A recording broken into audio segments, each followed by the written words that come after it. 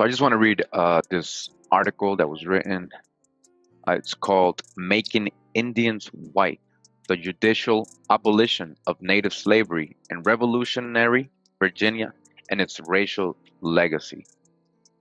So it's here in the introduction. In 1772, George Mason, later famous as the father of the Bill of Rights, represented a slave named Robin and 11 other enslaved plaintiffs in the General Court of Virginia, the colony's highest court. The slaves claimed that maternal descent from an American Indian made their enslavement illegal. So they were fighting that they were Indians and shouldn't be enslaved. And Mason marshaled arguments from natural law and statutory history to support the contention. In a terse, one-paragraph opinion typical of the era, the court agreed freeing the plaintiffs and ordering their former masters to pay them nominal damages. So you hear that these so-called, they were being tagged and labeled as slaves. They went to court. They were able to prove they were American Indians, and the court agreed, right, freeing them and actually paying them back for any damages, right? So this court case was called the Robin versus Hardaway. This was from 1772, if you want to look it up, right? Freedom suits were common in colonial Virginia. Although defined as property for almost all legal purposes and denied rights of citizenship, slaves could allege illegal enslavement and sue for their freedom. So did you know slaves could sue for their freedom? Courts recognized such claims throughout the slaveholding South from slavery's 17th century beginning, so we're talking about the 1600s, onward. These suits offered one of the few routes to manumission in early America. The ordinary posture of the Robin versus Hardaway case, though, belied its extraordinary result. The court's decision marked a watershed in the legal history of Virginian slavery. It was the first recorded holding of an Anglo-American court that maternal descent from American Indian alone established the right to freedom. This outcome was remarkable in the context of early America, where despite present-day conceptions that all slaves were Africans, Indian slavery was ubiquitous. All right, you hear that? Not all the slaves were so-called Africans or people they were bringing from the Caribbean. Indian slaves could be found in all 13 mainland British colonies in 1772. So again, this article has footnotes, right? And you can see the sources, a lot of verified scholarly university legal sources, all right? So that's why I'm reading this article. Continues, says, in Virginia alone, thousands of descendants of enslaved Indians toiled alongside African slaves on the plantations. Thousands of descendants of enslaved Indians. Robin versus Hardaway repudiated this history and deemed the previously common institution illegal in all but a few circumstances, inaugurating a line of cases that culminated in 1806. In the end, Virginia court concluded that enslaved descendants of Native Americans were prima facie free, judicially abolishing Indian slavery in Virginia. This precedent spread throughout the antebellum period. Courts in Connecticut, Louisiana, Missouri, New Jersey, South Carolina, and Tennessee all grappled with Virginia's decisions and debated whether maternal descent from American Indians was sufficient to establish freedom. Explaining this shift in the racial basis of slavery is more difficult than observing it. The Robin Court and its successors claimed merely to be engaged in statutory interpretation, and Mason argued for Indians' freedom on the basis of the libertarian principles of the Revolutionary War. This comment argues, however, that the ultimate grounds for this doctrinal innovation lay deeper in the changing demographics of early America. Although not the judge's conscious motivation, Robin and his progeny solidified chattel slavery rather than weakening it. By making Indians legally white, you hear that? By making Indians legally white or black, as we shall see in some instances, the court erased a complex triracial past and created instead a society legally divided into the stark categories of free whites and enslaved blacks. This erasure has present-day legal consequences for federal tribal recognition, struggles over tribal membership, and interpretation of the Equal Protection Clause. And we see this a lot going on right now. To understand the nature of this transformation, this comment builds on two previously unconnected bodies of scholarship. A growing literature on early American history examines the formerly neglected role of Indian slavery and argues that the institution was far more widespread and important than previously thought. All right, so you hear that we're getting this from another person that Indians were being enslaved, not just so-called Negroes or so-called Africans. These works rely heavily on court records, deeds, and other legal sources and acknowledge the law's importance and passing, but they neglected the legal history narrative.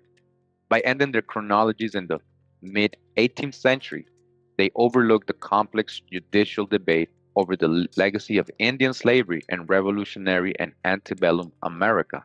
By contrast, freedom suits, including those involving plaintiffs claiming Indian descent, have received sustained analysis from legal historians as part of a larger literature on cases of racial determination in which the central and often sole legal issue was a person's racial status.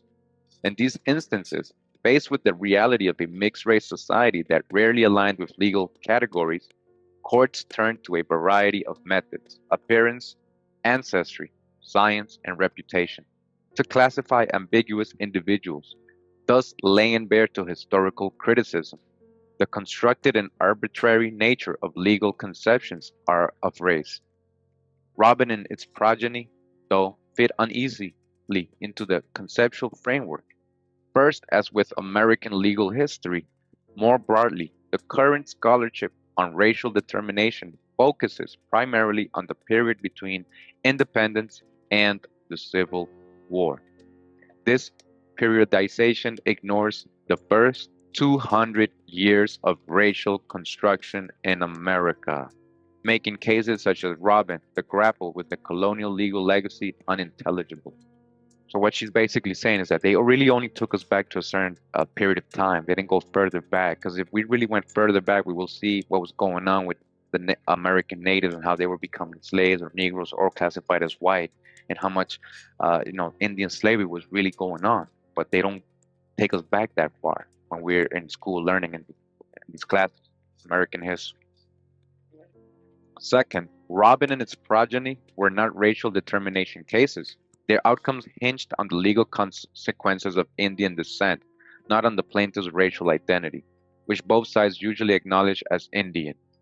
They were applications of racial ideology rather than determination of racial identity.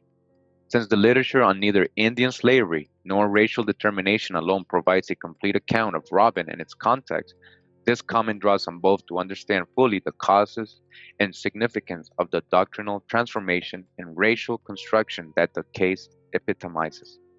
In particular, this comment argues that the racial formations of the antebellum United States cannot be understood without reference to its earlier colonial history. The black white divide that emerged during the revolutionary period was neither natural nor organic. So that started in the revolutionary period. We're talking about the 1770s, 1700s. Rather, it represented a conscious repudiation of an earlier triracial era by judiciary anxious to reinforce race-based slavery. To support these contentions, this comment is divided into four sections.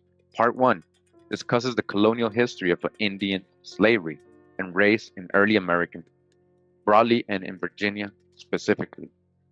Part 2 dwells more deeply into Robin and its successors, examining the evolution of the court's reasoning on the legality of Indian slavery.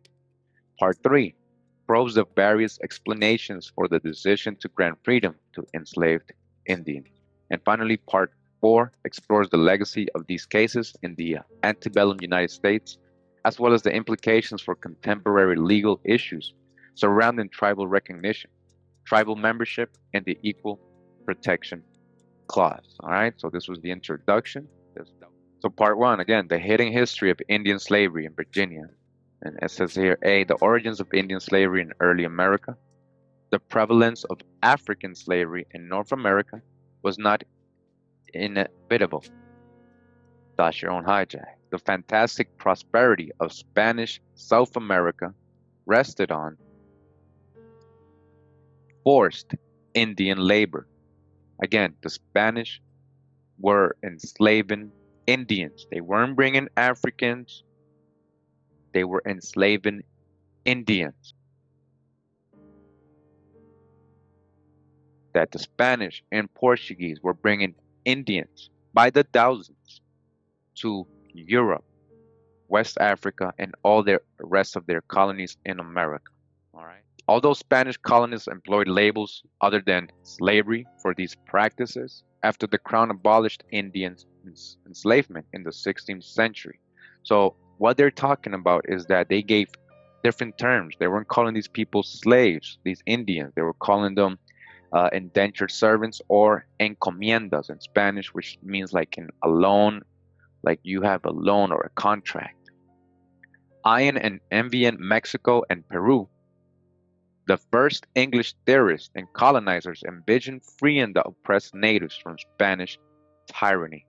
So listen to what they're saying. They're saying that the English were paying close attention to the Spanish, right? And the Portuguese. They're not naming the Portuguese here, but they were seeing what they were doing, which was enslaving the Indians and having free labor and building their colonies with these Indians and enslaving them, having them work in the sugar cane plantation and stuff. And this is before so-called slavery. This is before the plantations in the United States. All right, talking about the Caribbean, Jamaica, and all these places, Central America, Mexico, and even down in the South, the Spanish had a lot of colonies there in Florida, all the way up to the Carolinas. These newly emancipated Indians, the English dreamed, would gladly work for them, helping create an English empire of prosperity. So you hear that? So the English were envisioning saving you from the Spanish, and in return, they were saying, they were dreaming, it says here, that you would gladly work for them, helping create an English empire of prosperity. And you know what they're talking about? They're talking about that they made you indentured servants. You had a contract.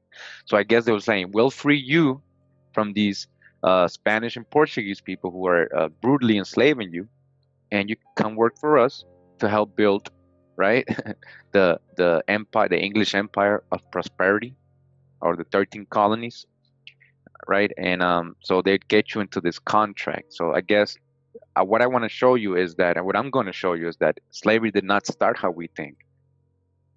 By what I mean is, they didn't go over there to Africa, kidnap a bunch of people in chains, brought them over in ships, which to come work over here on this side of America in a type of chattel slavery. That did not happen. These people had contracts. These first indentured servants, these first so-called slaves, Indians, had contracts, indentured servants, not only the Indians or the Negroes, right? We're talking about you, but white people as well coming from Europe. They didn't just get a free ride over here. They had to sign contracts, 7-year contract. They were indentured servants. They were working alongside with you. Yet the realities of Roanoke and Jamestown disappointed colonizers. Too weak to overawe the Algonquins they encountered, English settlers found themselves Indian dependents, not their masters. They were forced to rely on the tribes for food and basic survival. So these early colonists needed you to survive. You remember when you helped them? Far from empires of wealth and power, the first English colonies were wards of native hospitality. These early encounters established a general pattern of interaction even after the settlers gained strength. As independent native tribes resisted English efforts to reduce them to vassalage, warfare, not enslavement, was the fate of most recalcitrant natives, whose susceptibility to European diseases also made them a poor source of labor in English eyes. Yet the desperate shortage of workers in a society whose wealth depended on manpower meant that colonists readily employed native laborers where available in the 17th century colonial economy. Whether the colonists regarded these Indians as nominally free servants or as slaves is unclear and was largely irrelevant because high mortality rates made such a hazy distinctions meaningless. Indians, regardless of status, were bought and sold throughout Chesapeake for the value of their labor. Again, who was getting bought and sold in Chesapeake, right? You Indians, it says. Indians were bought and sold throughout the Chesapeake for the value of their labor. But as life expectancy increased, the legal categories became clearer. By 1648, courts in Maryland were making references to Indian slaves. Indian slavery remained a small scale institution localized in the Chesapeake until the late 17th century, when a series of conflicts resulted in its rapid expansion in the English colonies.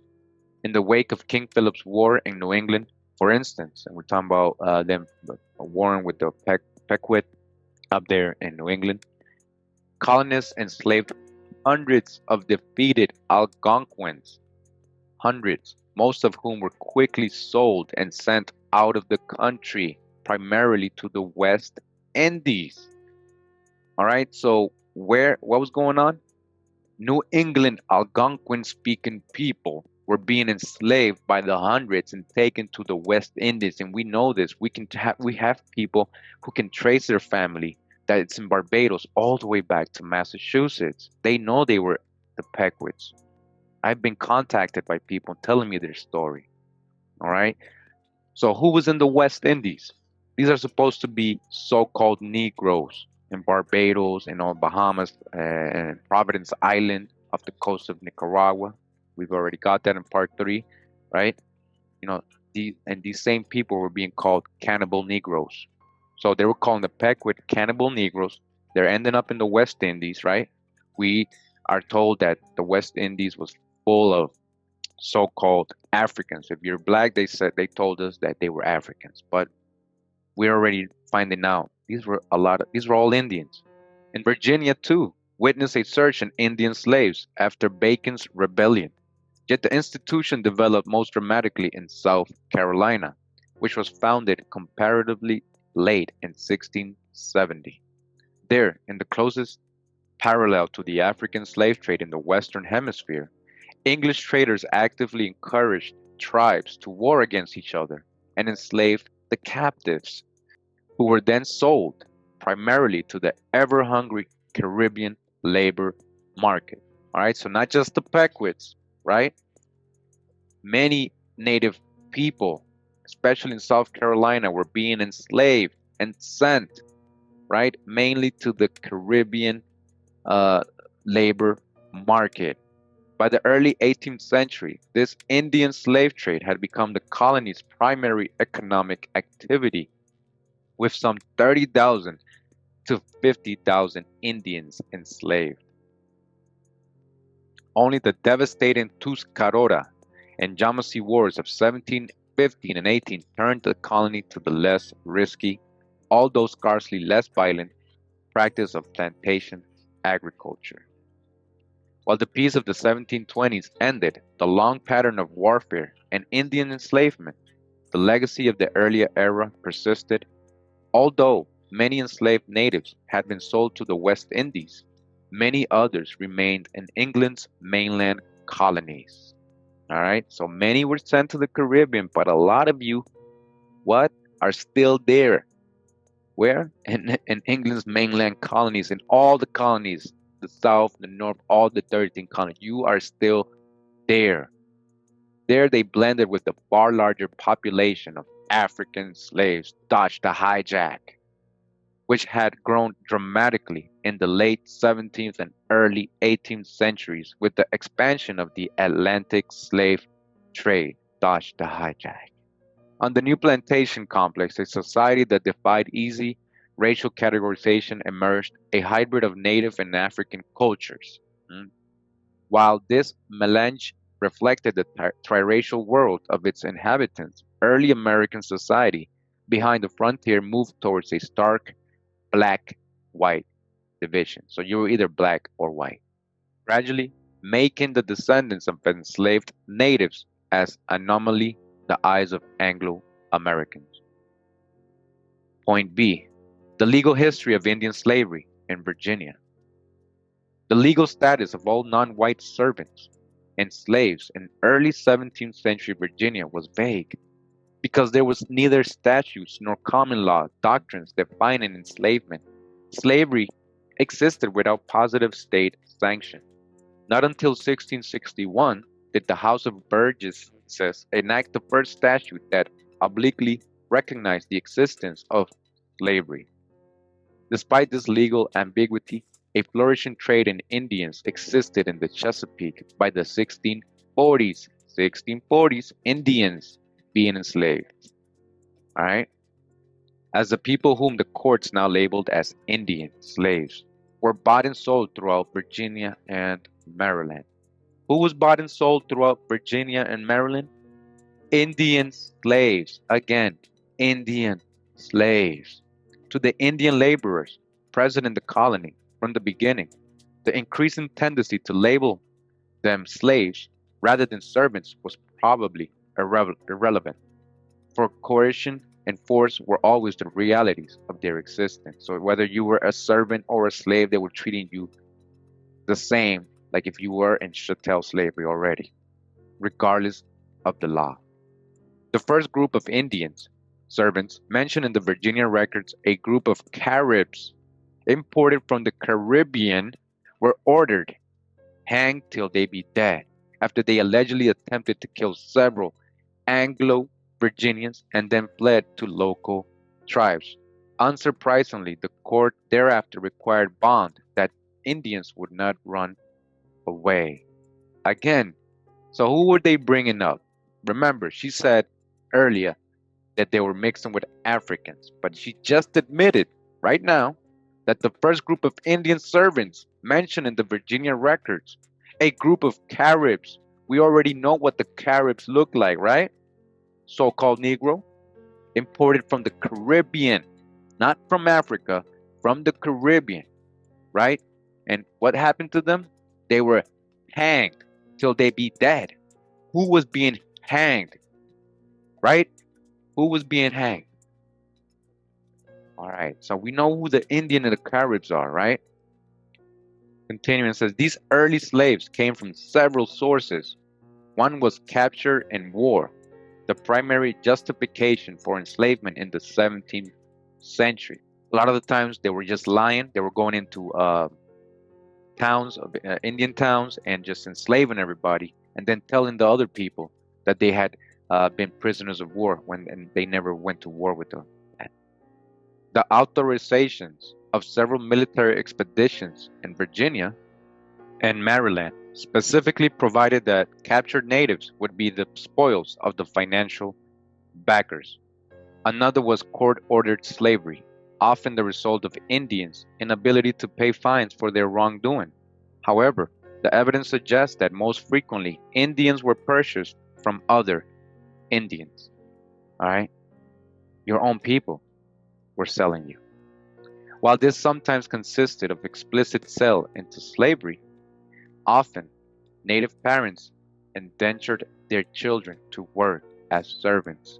Again, native parents indentured their children to work as servants, usually for long terms. In 1655, the Burgesses passed an act that legalized this process and allowed masters to agree with children's parents on the length of indenture.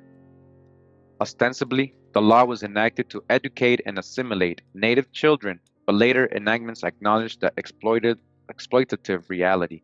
So it was supposed to, right, educate them, assimilate them into their society, the white people, but they were really enslaving them. They turned them into chattel slaves, these little kids, these native children. In 1658, the Assembly noted that sundry colonists have corrupted some of the Indians to steal and convey away some of the children of other Indians. You hear that? And others who pretended to have bought or purchased Indians of their parents have violently and fraudulently forced them away, to great scandal of Christianity and of the English nation. It further proclaimed that no person or persons whatsoever shall dare or presume to buy any Indian or Indians from or of the English, upon pain of substantial fine. Other laws barred masters from assigning or transferring their indentured Indian children to any other whatsoever, and prohibited traders who imported any Indians as servants from selling them for slaves or for any longer time than English of the like ages should serve by act of assembly. So, what did they just say there? That there was also English children, right, being or considered servants or indentured servants.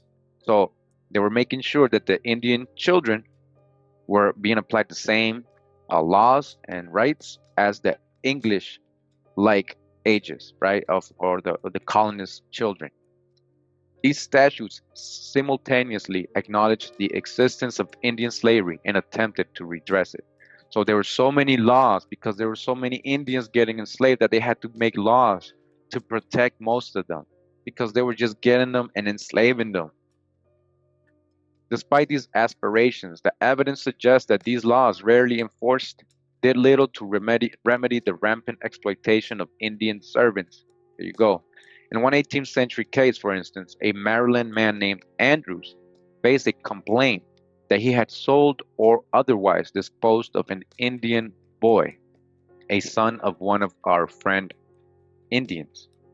The case revealed that James, the Indian in question, was not legally a slave, but rather a servant indentured in Virginia, whose father had received a horse bridle and saddle and 2 suits of cloths in return for 30 years of his son's labor.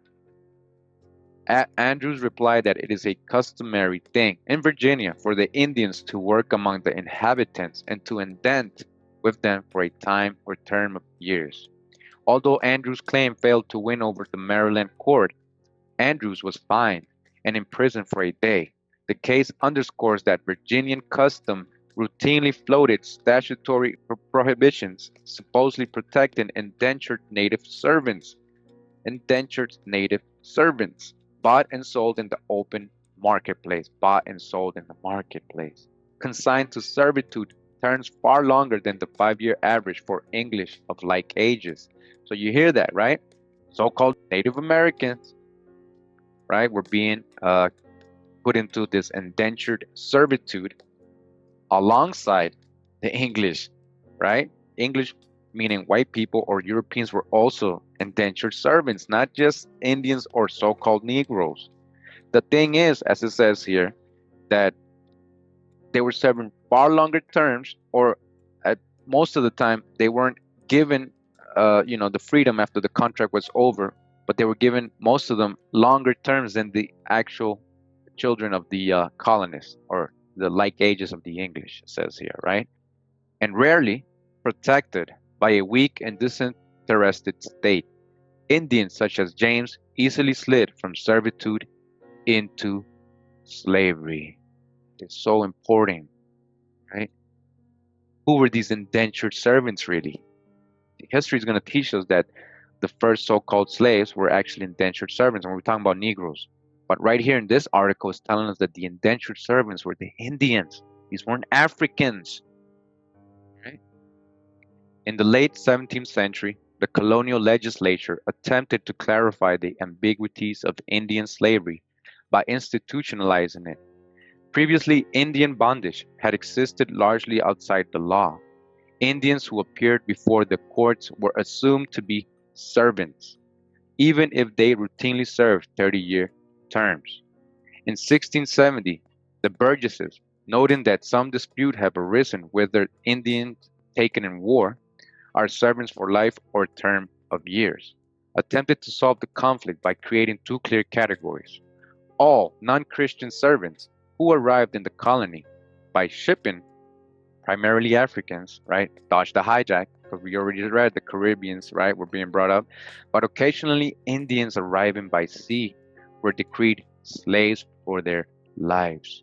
Okay, so who was also in these ships arriving by sea in ships, so-called Negro, was Indians as well, as she's letting you know. And they were decreed slaves for their lives. Indian slaves for lives. Who was working in the plantations? Those who came by land, in parentheses, usually hostile Indians, would serve until the age of 30 or, if already adults, no longer than 12 years.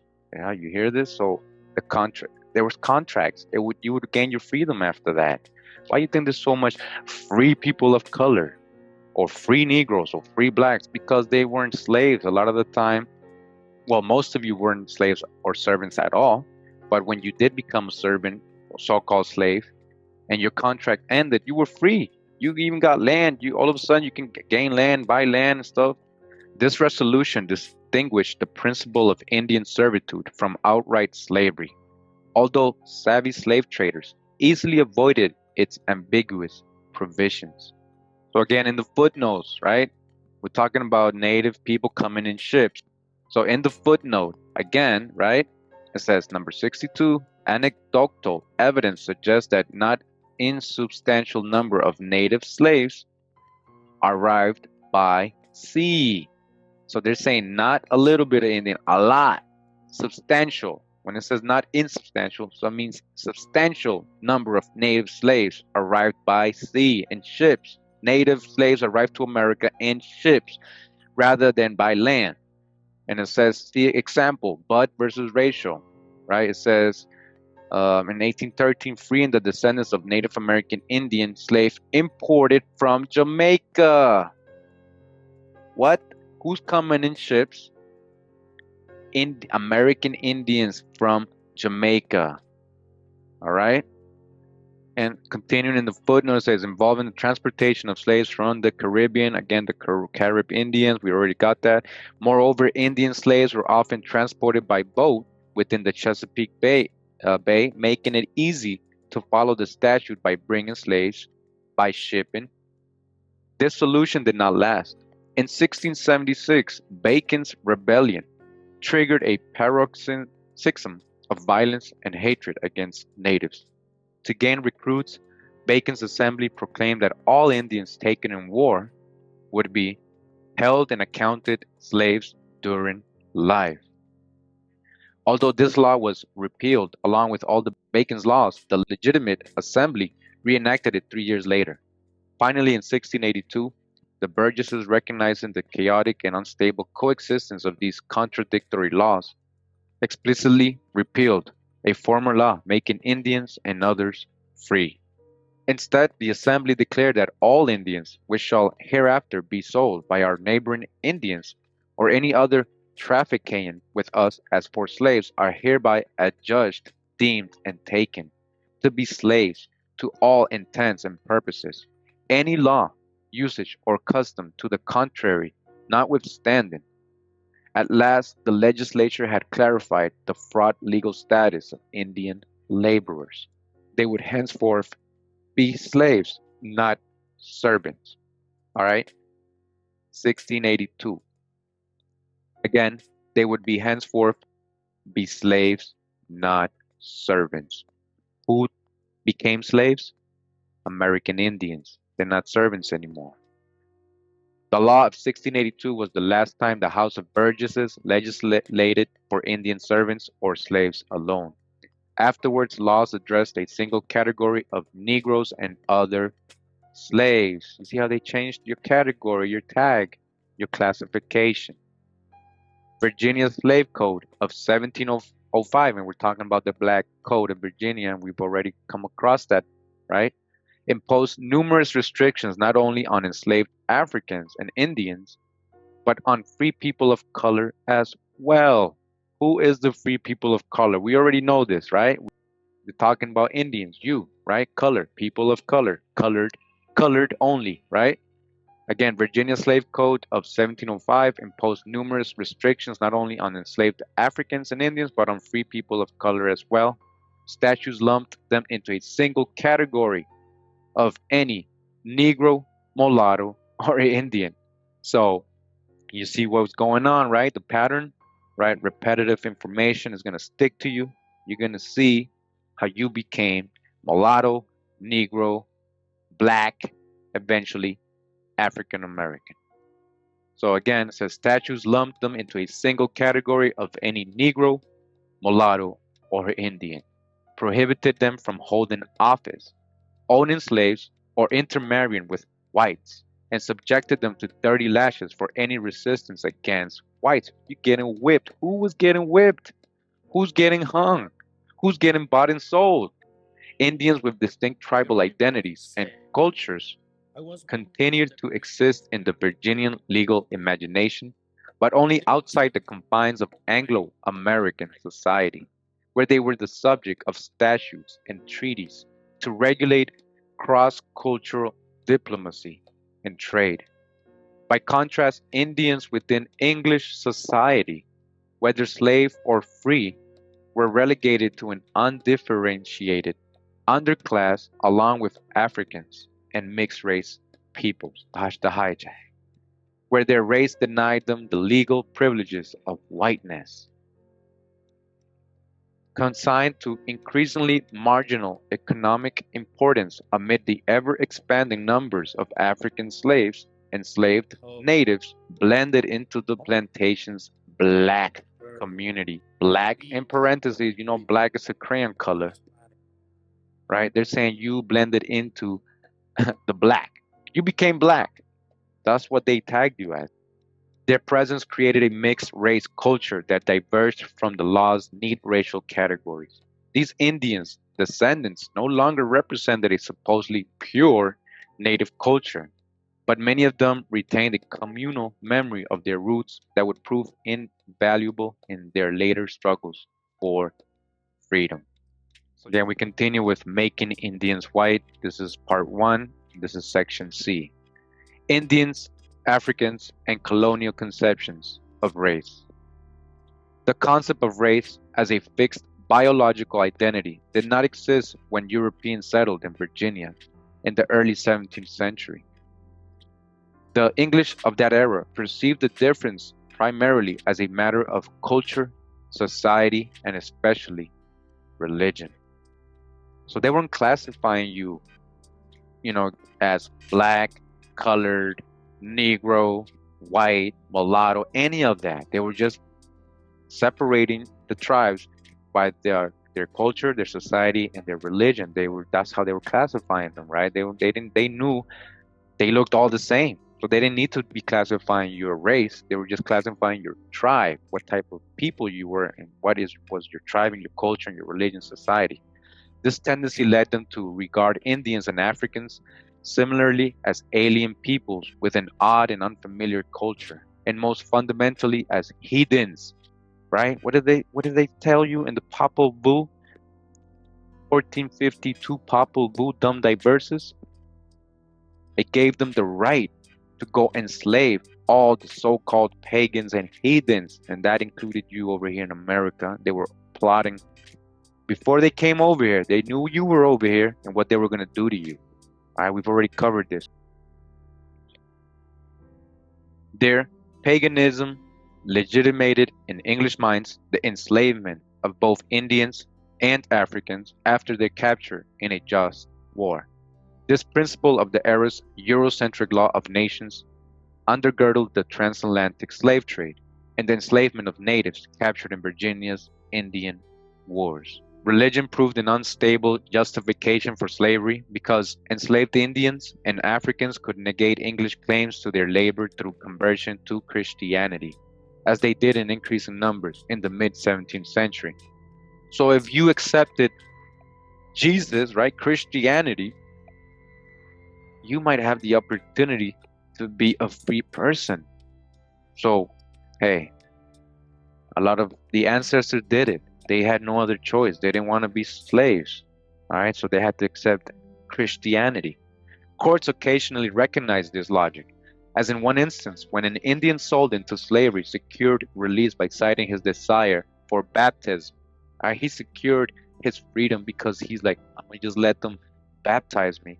I'm going to say I'm Christian. I don't want to be a slave. Such decisions led masters actively to discourage conversions among their slaves. Concerned by this perverse disincentive to acculturate Africans and Indians, the Virginia Assembly in 1667 decreed that the baptism of slaves does not accept them from bondage. So in 1667, they made sure that even if you accepted Christianity, because they wanted you to become a Christian, that you wouldn't get your freedom.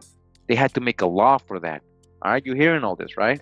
This statute allowed masters to Christianize their slaves without fear, but it also eliminated religion as the bright line distinction between slavery and freedom.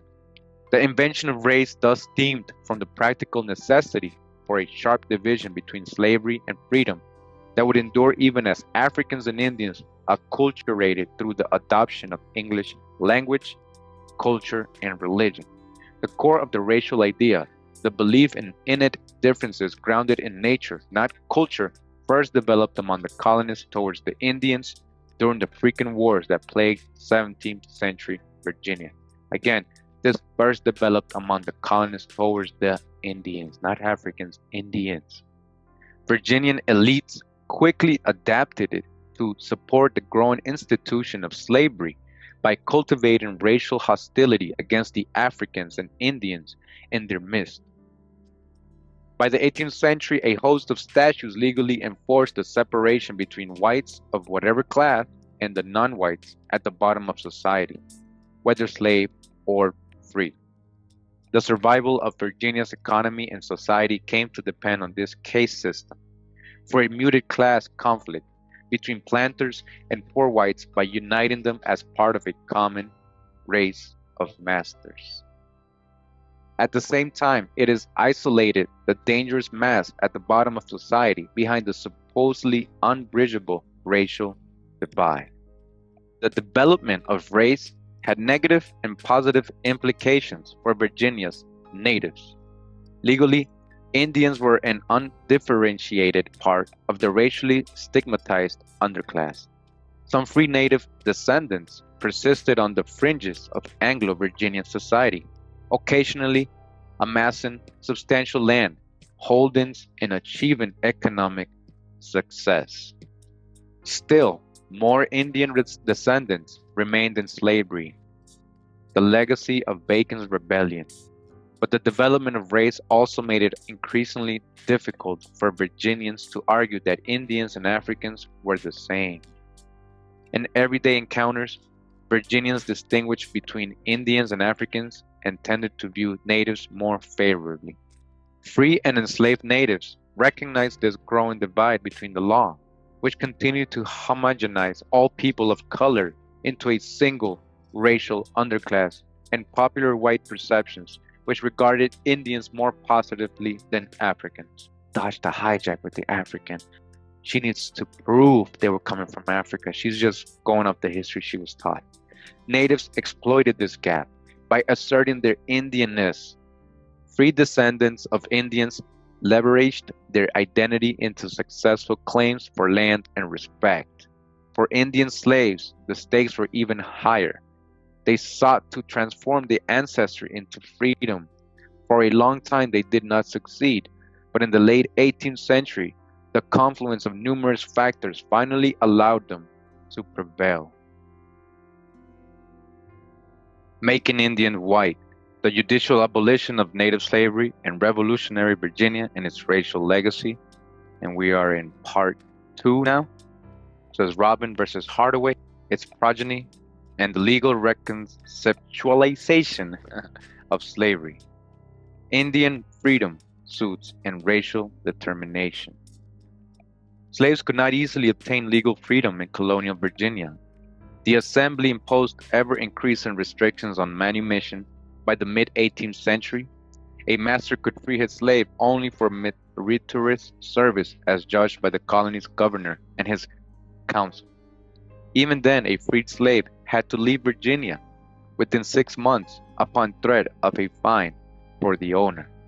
Now, you hear that? You had to leave.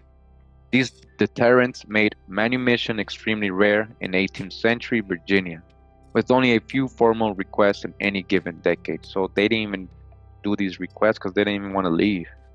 Slaves who were freed illegally faced seizure and forced sale by the country court.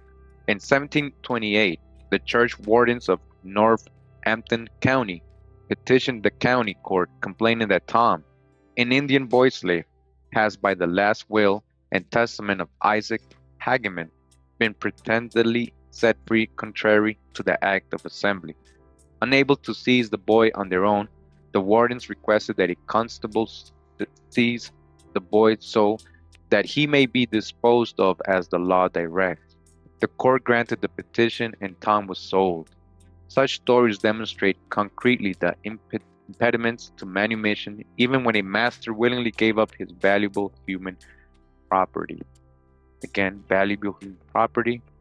It was an Indian boy slave, and even if he had his freedom, they did other things, other policies, other laws to make sure he was, kept as a slave all his life. Because it says Tom was sold, right? One legal avenue to liberty did remain open, however, the freedom suit. From the beginnings of slavery in Virginia in the 17th century, slaves could sue their masters in court and claim that their enslavement was unlawful. Did you know that? Did you know slaves in the 1600s can sue their masters and eventually sometimes win their freedom? Did you know that? That's not what they teach us in history. If they were successful, they received their freedom and often damages as well. So how do you gain your freedom and all of a sudden have acres of land and money? Well, now you know. Compared with the strict requirements for manumission, these provisions seem generous, but they reinforce the slave system. They bolstered the notion that slavery rested on the rule of law, dividing slave from free and black from white. In a strict legal sense, freedom suits were not about race. Since 1662, Virginia law had provided that slavery descended matrilineally, and therefore the dispositive issue was whether the petitioner's mother had been a slave. But in society with a few free Africans, the legal status of the mother almost always turned on her race. The vast majority of freedom petitions therefore claimed that descent from a white woman made the petitioner's slavery illegal. Resolving these cases were relatively simple. Since by law whites could not be slaves, courts would subpoena knowledgeable locals. In 1732, for instance, Nanny Bandy proved that she was the mulatto child of a white woman. Deciding she had been illegally detained in slavery, the court freed her children upon her petition the following year. However, even a favorable verdict did not guarantee manumission. Now, we got to be very careful, right? Because we already saw in the past video that a lot of the Native American or American Native peoples were being classified as white, right? Just like we heard in the other video that his mom was being classified as white. And we already know about mulatto. So was that really a white person? And was she really a mulatto? Think about that. However, even a favorable verdict did not guarantee manumission. The ambiguous line between black and white, slave and servant, meant that individuals legally entitled to their freedom often face years of forced labor for masters who routinely disregarded indenture agreements and judicial decrees. All right, so you hear that? Keeping you in chattel slavery, well aware that the legal apparatus of society would rarely intervene to protect the rights of racial inferiors. Enslaved Indians also sued for their freedom, although they rarely alleged white parentage. Instead, they claimed, as Indian Will did in his 1747 petition for freedom, that the laws of your country is entirely against freeborn Indians to be made slaves. Such an argument begs the question for given the ambiguity between Indian slavery and servitude that had existed in previous generations. Determining who was freeborn was not straightforward. Given the commonality of racial mixing, appearance provided no solution, and documentation clarifying the legal status of a slave's mother was rare. To solve this dilemma, the courts turned to communal memory. In the case of Anne Williams, Indian, for instance, the court dispatched Michael and William Christian to investigate Anne's claims to freedom. The Christians deposed almost 20 white community members about Anne's mother, Jane. All the witnesses reiterated the same 2 points. They all took the SD wench Jane to be an Indian, but they knew nothing of her being free and stated that she lived a slave and died as such as far as they knew. Faced with the Christian's report, the court concluded that Anne had no right to her freedom. So you hear that, right? So people said, yeah, we knew she was an Indian. They're talking about her mom, right? We knew she was an Indian, but she was also a slave. She was born a slave and died a slave. So the court was like, well, your mom was a slave, even though she was an Indian, then you're going to be a slave too. This outcome was not universal, as some Indians did successfully win their freedom in court. But the court's reliance on the opinion of white community as proof set the odds against the Indians. Of course that would happen. As Indian Will argued in his petition, his mother was very well known to be a free Indian by several white inhabitants now dwelling in this country, but they had kept silent, not caring to curry ill will of their neighbor. In such instances, there was little reason besides honesty for whites to support Indian claims, but there was powerful incentive to oppose them. Powerful. They'd rather lie. They'd rather lie in these court cases. That's what was going on. Indentured white servants were being given their freedom after their indentured servitude was completed, the contract or the judicial decree was completed. On the other hand, American Indians was not given the same rights. They were not fulfilling your contract. They were keeping you as a servant slash slave. And eventually it did become chattel slavery, what we know of slavery. But it didn't start out like that. This is what I'm trying to show you.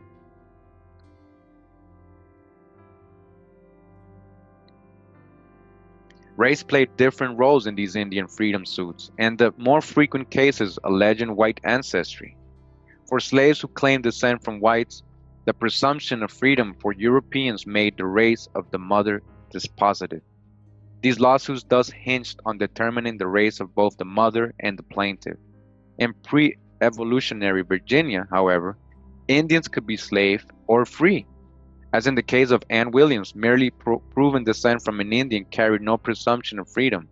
It was also necessary to establish the mother's free status, a tricky proposition when few documents existed. You hear this? And the treatment of Indian laborers often amounted to slavery, whatever their formal legal status.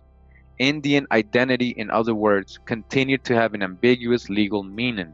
Certainly, natives were lumped with other people of color and therefore labored under significant legal disability. But in the fundamental division between slave and free that structured Virginian society, Indianness was neither an inherent badge of slavery, like blackness, nor a badge of freedom. Again, just because you were of a dark skin, right, or black, or because you were Indian, this basically did not inherit you or the tag of a slave, right, or freedom. So it wasn't the rule. Like whiteness, it was its own racial class, and it forced the courts to deal in particularities of status rather than race-based generalizations. B. Robin versus Hardaway, the beginning of the end. Robin versus Hardaway was yet another Indian freedom suit.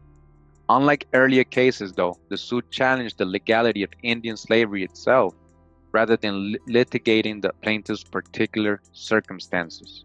The resulting decision heralded a watershed in the legal connection between race and slavery, as it began the process of judicially abolishing Indian slavery. There were 12 plaintiffs in Robin, all slaves in Dinwiddie County, who claimed trespass, assault, battery, and false imprisonment against their owners for their illegal detention and slavery. All were descended from Indian women. All were Indians. You hear this, right? All these plaintiffs were Indians. But they were what? In a slave plantation. Who was supposed to be in a slave plantation? You, right? So-called Negro. But these were Indians who were fighting for their freedom in court. All right? All were descended from Indian women, a fact that went unchallenged at trial. The sole legal issue was the validity of the 1682 statute that provided for Indian enslavement. The question the lawyers addressed, therefore, was when the act was repealed and whether it ever was. The statutory claims. Number one, George Mason argued on behalf of the plaintiffs that the Virginia Assembly had repealed the 1682 statute on three separate occasions, in 1684, 1691, and 1705. Since his clients descended from Indians enslaved after 1705, they were legally entitled to freedom under any of these statutes. Mason's arguments demonstrated subtle lawyering.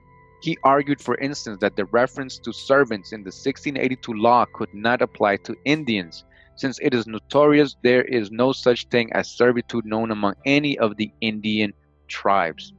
The only Indian slaves the legislature could have meant were those enslaved during Bacon's Rebellion, and since the Assembly had repealed all the laws enacted during Bacon's Rebellion in 1684, no Indians could have been enslaved after that time. You hear that? But they were still doing it. In case this logic did not persuade, Mason pointed to two other laws that repealed the 1682 Act. He insisted that an act of 1691 that allowed free trade with Indians also implied that the 1682 law had been repealed. After all, he suggested, how could Indians peaceably trade if they were subject to enslavement? Such an imputation would do indignity to any legislation. Finally, Mason pointed to the provision of the 1705 Virginian Slave Code that proclaimed that all non-Christian servants shall be accounted slaves. Again, Mason insisted Indians were not servants when they were imported, and since this law supplanted all earlier legislation on the subject, it repealed in 1682 law. Under the new law, Indians could no longer be servants or slaves. Again, key thing he mentioned here, imported. So Indians being imported. I thought it was Africans. All right. Colonel Richard Bland, the prominent Virginia lawyer representing the owner, attacked Mason's liberties with the statutory history. He noted that Indian and African slavery predated the 1682 law, and he demonstrated that the law was primarily intended to repeal the glaring absurdity of the 1670s law's distinction between servants who arrived by land and those who came by sea. He also castigated Mason's interpretation of 1691 Act, ensuring free trade, which conflated laws relative to slavery with those relative to trade. Finally, Bland compared the 1682 and the 1705 laws side by side and demonstrated that the language was nearly identical, suggesting that the legislature intended to reinforce, not repeal, the 1682 law. Bland's arguments were legally and historically stronger. Mason's claims that servitude did not exist among Indians directly contradicted the Assembly's understanding when it enacted the 1682 law. Mason's readings of the 1691 and 1705 Acts were similarly mistaken. The Assembly probably did not intend the 1691 Act to end Indian slavery, since the Burgesses drew a sharp distinction between friendly and hostile Indians. As for the legislature that drafted the 1705 law defining slavery, it primarily had imported African slaves in mind, since the transatlantic slave trade was the colony's most vital source of labor, thus the hijack. But numerous other provisions of the slave code imposed disabilities on both Africans and Indians. Most problematic for Mason's argument, though, was historical practice. Virginian officials continued to speak of and treat enslaved Indians as slaves even after the 1705 law. Mason's view invented a dramatic legal change that no one at the time observed or obeyed. Thus, Mason's history bore little resemblance to the actual evolution of Indian slavery in Virginia. This gap underscores the social transformation that had occurred in the colony since the beginning of the 18th century. Indian slavery had become so invisible that Mason confidently argued that the institution had been outlawed 3/4 of a century earlier. Making Indians white. Part 2, Number 2, the natural law claims. Mason's most radical arguments rested on a natural law, not the Assembly's enactment. He asserted that the 1682 law legitimizing the enslavement of Indians violated God's law and was therefore invalid, since all acts of legislature apparently contrary to natural right and justice are void. This claim rested on the belief that positive law was subordinate to a more fundamental natural law. A widespread enlightenment belief that gained particular salience in America with the pre-evolutionary protests against British authority. As Mason argued, the law of nature are the laws of God, whose authority can be superseded by no power on earth. Mason described the settlement of America as an unwarranted invasion as the colonists by force disposed the Indians of the wilds they had inhabited from the creation of the world. Those Indians who acknowledged European authority did so through solemn treaties that preserved their freedom, not through the servile submission of individuals to individuals. This certainly precluded enslavement, as no instance can be produced where even heathens have imposed slavery on a free people, in peace with them. As for hostile Indians, Masons rejected the standard just war argument legitimating the enslavement of captives. Regardless of who commenced the hostilities, it was the Indians, he emphasized, who were fighting just wars, since they were defending their lands against outside invaders. In a final rhetorical flourish, Mason explicitly linked these debates over Indian slavery with the colonists' struggles against British assertions of sovereignty. And it says here, the Indians of every denomination, example friendly and hostile, were free and independent of us. They were not subject to our empire, not represented in our legislature. They derived no protection from our laws, nor could be subjected to their bonds. If natural right, independence, defect of representation, and disavowal of protection are not sufficient to keep them from the coercion of our laws, on what other principles can we justify our opposition to some late acts of power exercised over us by the British legislature? Yet they only pretended to impose on us a paltry tax and money, we on our free neighbors, the joke of perpetual slavery. Mason thus argued that Indian slavery violated natural laws, limits on sovereignty. Such arguments were hazardous, for their logic threatened undetermined a society predicated on inequality and forced labor. In rebuttal, Colonel Bland disputed the premise that a court could simply disregard a law that it believed violated natural law. Nonetheless, he argued Indian slavery did not violate natural law. Echoing slavery's later apologist, Bland relied on biblical and English history to demonstrate that natural law encompasses both hierarchy and slavery. In particular, he addressed the much more economically important institution of African slavery, Dutch the hijack. But in proper perspective, Bland suggested the laws enslaving Indians were much less unjust than the laws making slaves of Negroes, inhabitants of Africa. After all, the Indians had constantly attacked the English, and so the Virginians had enslaved the natives based on the principles of self-defense. You hear what he was using as an argument? By contrast, the Africans in Africa could never endure our properties or disturb our peace. Yet is no objection made to the validity of the Negro laws on account of their injustice. Bland called forth the specter of African slavery that loomed over all arguments over freedom in natural law and Revolutionary War era Virginia. Confronted with Bland's rebuttal, Mason's task mirrored the larger challenge that confronted all Virginia's would-be revolutionaries, explaining why some people deserve to be naturally free, white colonists and Indians, while others deserve perpetual servitude. Mason conceded his argument implications for African slavery, but he insisted that it was less unjust than the enslavement of Indians. For the Africans are absolute slaves in their own country, he claimed, none but the king being a free man there. African slavery only continued a slavery which existed before, whereas to the Indians, the slavery is created by the axe. Mason thus attempted to rehabilitate his natural law argument through an appeal to his era's distinction between naturally free natives and naturally depraved Africans. Slavery was fit for one, he implied, but not the other, and therefore his listeners should not hear in his words a coded argument for abolition. Mason's natural law claims threatened to nullify statutes wherever a lawyer could compellingly argue for the fundamental law. They also dangerously expose the capriciousness of slavery and its weak justification, the radicalism inherent in the revolutionary moment, and the need for the colony's slaveholders to contain it acquired urgency in this argument over Indian slavery. Number 3, the outcome and the puzzle. We're talking about the case, right? Robin versus Hardaway. The court's decision has survived as a single line. The court adjudged that neither of the acts 1684 or 1691 repealed that of 1682, but that it was repealed by the act of 1705.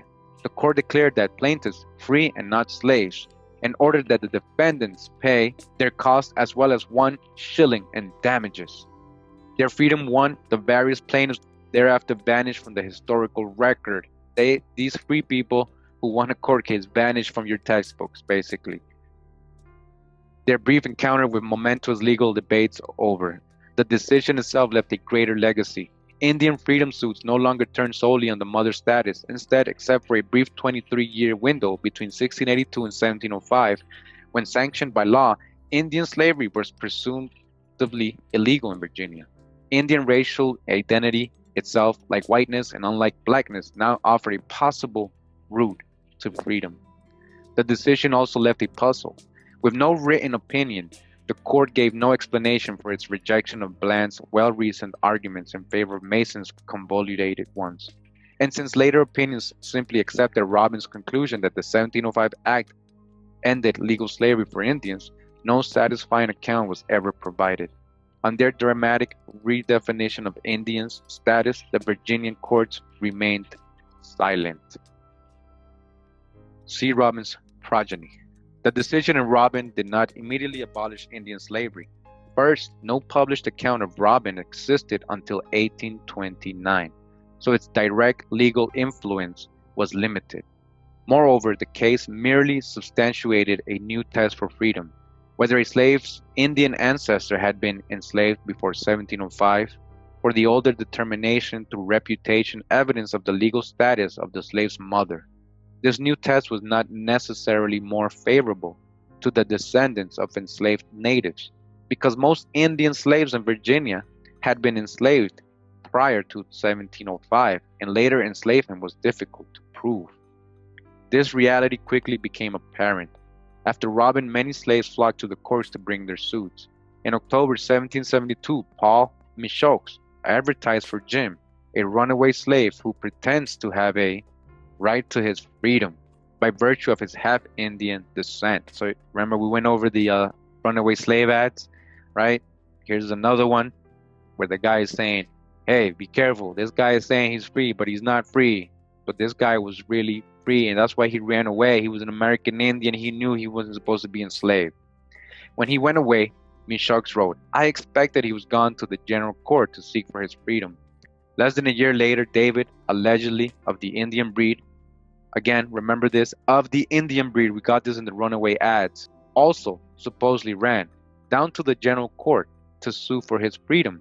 If they made it to court, these two slaves and many others were likely deeply disappointed. In June 1772, the court confronted a multitude of cases filed by the descendants of Indian slaves, but reiterated its verdict from Robin that the 1682 law remained in effect until 1705, and thus gave judgment against many descendants of Indians introduced and held as slaves between 1682 and 1705. The court, unwillingly to interpret Robin as a blanket prohibition against Indian slavery, maintained its narrow interpretation. Virginia's highest court, recast as the Supreme Court of Appeals in the post-revolutionary reforms of Virginia's judiciary, finally revisited the legality of Indian slavery in 1787. In Hannah versus Davis, John Marshall, James Monroe, and others represented plaintiffs claiming descent from Bess, who a jury had determined was an Indian imported after 1705. Imported from where? The precedent of Robin had seemingly been forgotten since Hannah relitigated the same legal question. When was the 1682 law allowing Indian slavery repealed? With nearly the same arguments, plaintiffs' counsel echoed Mason's statutory claims, asserting that the 1682 Act was null and void, since it violated the law of God and the law of nature to make slaves of the Indians.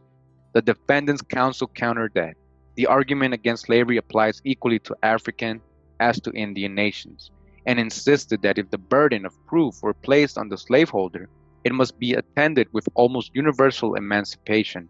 The result in the case was the same as in Robin.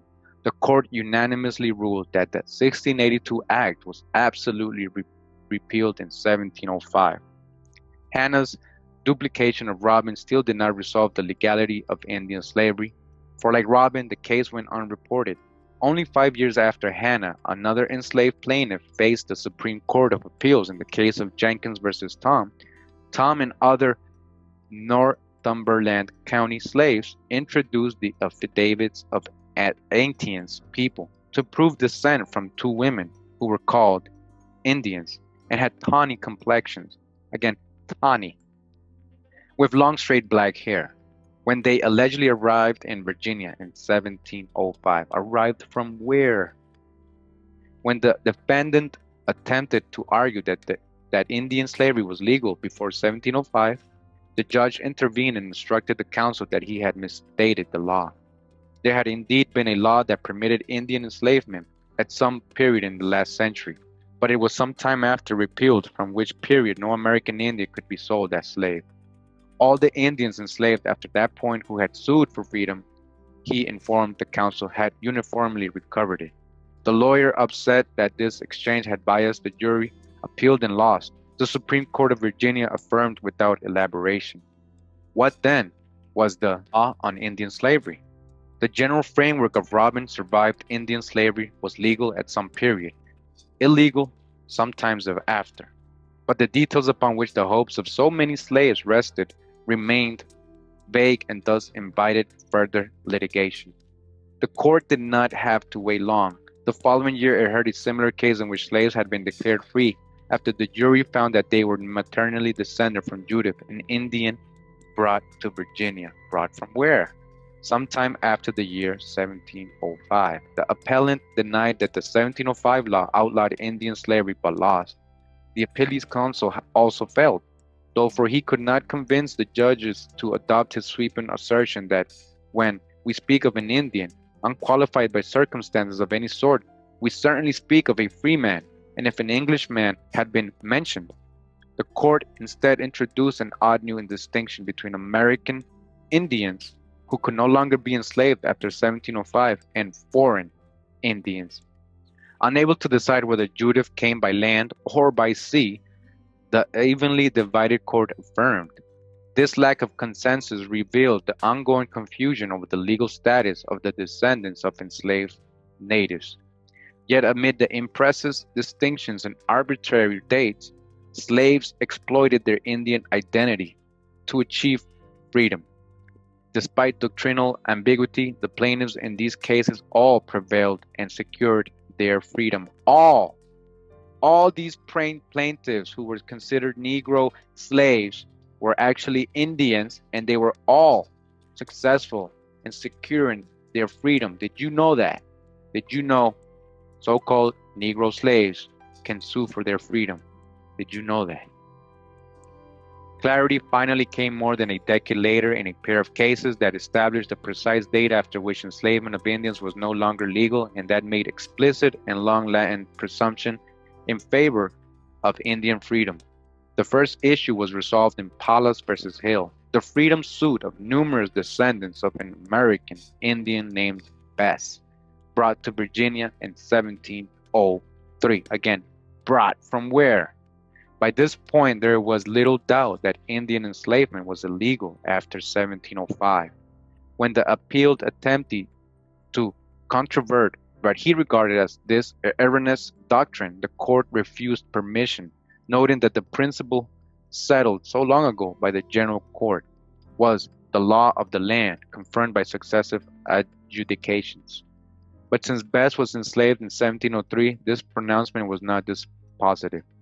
The real issue in the case was a new discovery. St. George Tucker had found an identical manuscript copy of the 1705 law, enacted in 1691. The judges, convinced of the law's authenticity, declared that henceforth no Native American Indian brought into Virginia since the year 1691 could under any circumstances be lawfully made a slave. The plaintiffs received a new trial that would undoubtedly find them free, and the window for the lawful enslavement of natives shrank to a mere dozen years over a century earlier. The long and chaotic debate over the statutes of defining Indian slavery ended at last. Yet Hudgens versus Wrights, decided 2 years earlier, was the more important case, in which a straightforward question over the burden of proof reconfigured the legal meaning of Indian identity in Virginia. The slaves in Hodgkins, about to be sold away from Virginia, quickly filed a freedom suit in the High Court of Chancery, claiming descent from an Indian named Butterwood Nan. Chancellor George Whitty declared the plaintiffs wrongly enslaved, and on the ground that freedom is the birthright of every human being, which sentiment is strongly inculcated by the first article of our Bill of Rights, also placed the burden of proof in all freedom suits on the defendant. On appeal, the Supreme Court of Appeals introduced a racial distinction into Whitt's sweeping holding. This counsel for the appellees observed was not a common case for mere blacks suing for their freedom, but of persons perfectly white, since according to the court, all white persons are and ever been free in this country. When one evidently white be notwithstanding claimed as a slave, the proof lies on the party claiming to make the other his slave. American Indians too, the court declared without the hesitation one might expect after such a long and tortured history of conflicting case law, were prima facie free. The court thus approved Whitt's reasoning so far as the same relates to white persons and Native American Indians, but refused to extend his evidentiary principle to Native Africans and their descendants, thus the hijack. The court recognized that these presumptions of status posed a significant challenge in application, since they raised the threshold issue of racial determination, which was often dispositive of freedom suits. But Judge Tucker, for one, believed that this difficulty could be resolved through common sense racial stereotyping. The distinction between the natives of Africa and the aborigines of America was so pointed, he wrote, that a man might as easily mistake the glossy, jetty clothing of an American bear for the wool of a black sheep, as the hair of an American Indian for that of an African, or the descendant of an African. Such evidence affected which party bore the burden of proof, but it could also prove this positive on its own. In Hudgens itself, for instance, the long straight black hair of Butterwood Nan's daughter helped establish her Indian identity. You hear that? Such crude stereotypes have prompted considerable scholarly attention, but most freedom suits had long depended on the perception of the racial identity of the plaintiff, albeit rarely so explicitly. The absence of written documentation and the widespread use of reputation evidence meant that popular understanding of race based primarily on physical appearance inevitably determined such cases, particularly when the slaves in question claimed descent from whites. This had not been true for the descendants of Indians, however, whose statues in the colonial era depended on their mothers' legal status, or even after Robin hinged on the date of their ancestors' enslavement. What was new in Tucker's opinion, therefore, was the suggestion that Indian identity alone made the plaintiffs prima facie free. Unconcerned with the dates and statutes that so preoccupied prior courts, Tucker did not dwell into the complicated history of Butterwood Nan's importation. Importation from where? It was enough for him that the plaintiffs looked the part. As the court ruling made it clear, blackness remained both the legal and popular badge of slavery. So blackness was synonymous with slavery, while Indians would henceforth join whites in presumptive freedom. Hudgens ended the long and complicated road that began with Robin. Hudgens was not the last Indian freedom suit. On at least two more occasions before the Civil War, the Supreme Court of Appeals clarified the legal framework it had elaborated. But these cases turned on whether the slaves in question were actually Indians. In the fundamental divide between slave and free, black and white, that characterized antebellum Virginia society, Indians now enjoyed the liberty that had previously been the sole privilege of whiteness. The incremental nature of this legal transformation obscured its radicalism. Each decision expanded the prohibition against Indian slavery only slightly, yet the cumulative effect was dramatic and sweeping. In the space of a generation, the Virginia courts eliminated an institution that had been widely accepted from the earliest settlement and that had existed without legal challenge for over a century. Indian identity became gradually a path to freedom. Surly, Virginia's highest court had judicially abolished Indian slavery. This abolition contrasted sharply with Virginia courts' inaction on African slavery. African slavery was obviously a far more economical and socially important institution than Indian servitude, but its existence raised even deeper anxieties among its practitioners. Virginia's elite realized that all perpetual bondage, whether of Indians or Africans, conflicted with the principles of natural law. Yet Virginia's courts and legislature made only a few half-hearted efforts to ameliorate African slavery, or American Indian slavery, even as they boldly abolished the enslavement of Indians. This contrast raises the question, why did the abolition of Indian slavery occur at all? Making Indians white, the judicial abolition of native slavery in revolutionary Virginia and its racial legacy. This is part 3 of this article, why Indians could no longer be slaves. The reason Virginia's courts abolished Indian slavery is less evident than it seems.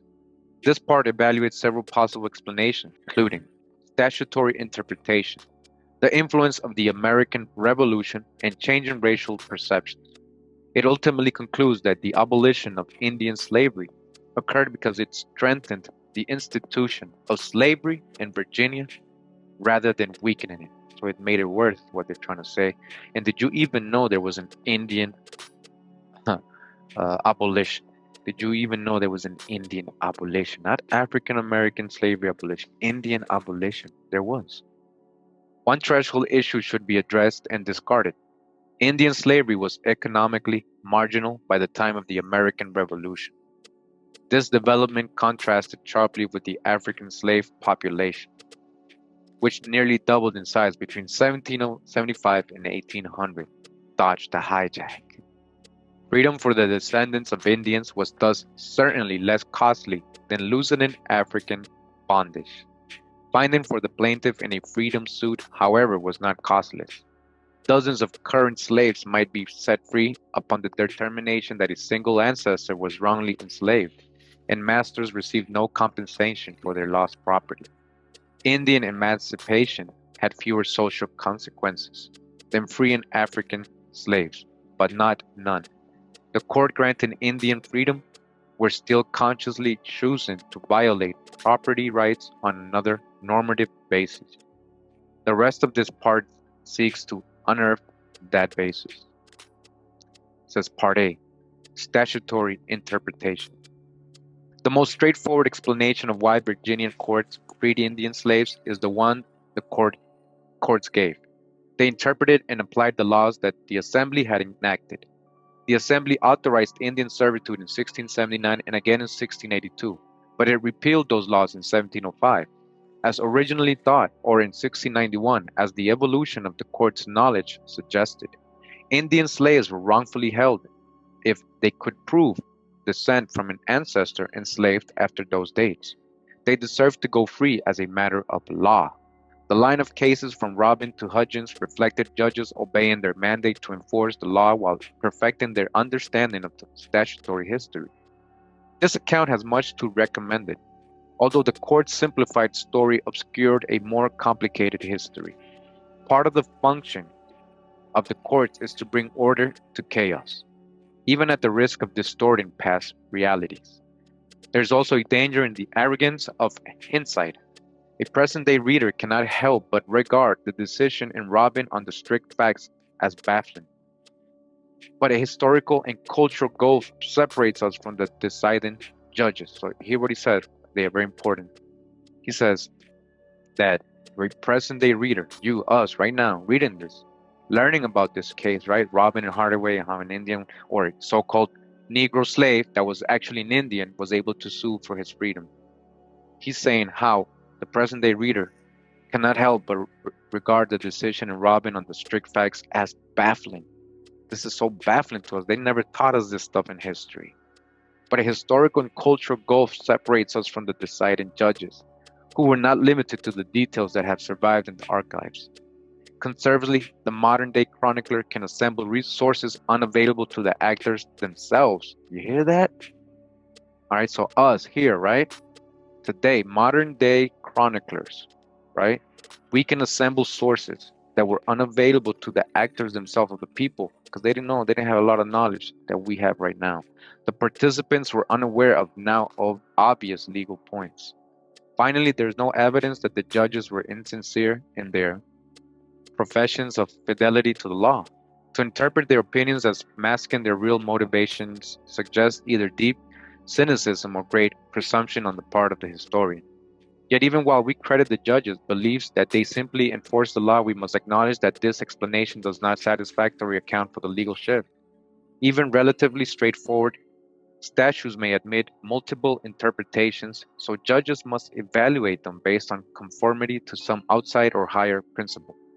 In Indian freedom suits, there are particular salient reasons to question whether statutes alone dictated the court's decisions. The statutory history was conflicted, with little clear evidence of legislative intent and a strong argument based on plain language supporting Indian slavery. Even more compelling was practice. Indian slavery persisted in Virginia, both de facto and de jure, long after the Assembly passed the 1705 or 1691 Act that abolished it.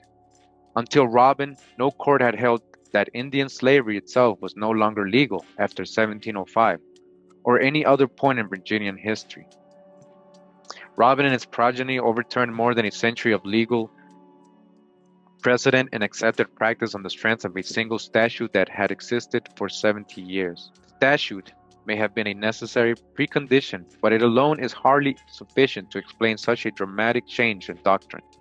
To explain the judicial abolition of Indian slavery adequately, we must move beyond the accounts the judges themselves preferred. While not incorrect, their opinions constrained by the conventions of the common law created an artificially autonomous realm of law (parentheses) divorced from social and political considerations. Yet law, particularly the highly charged law of race and slavery, never existed in such a vacuum.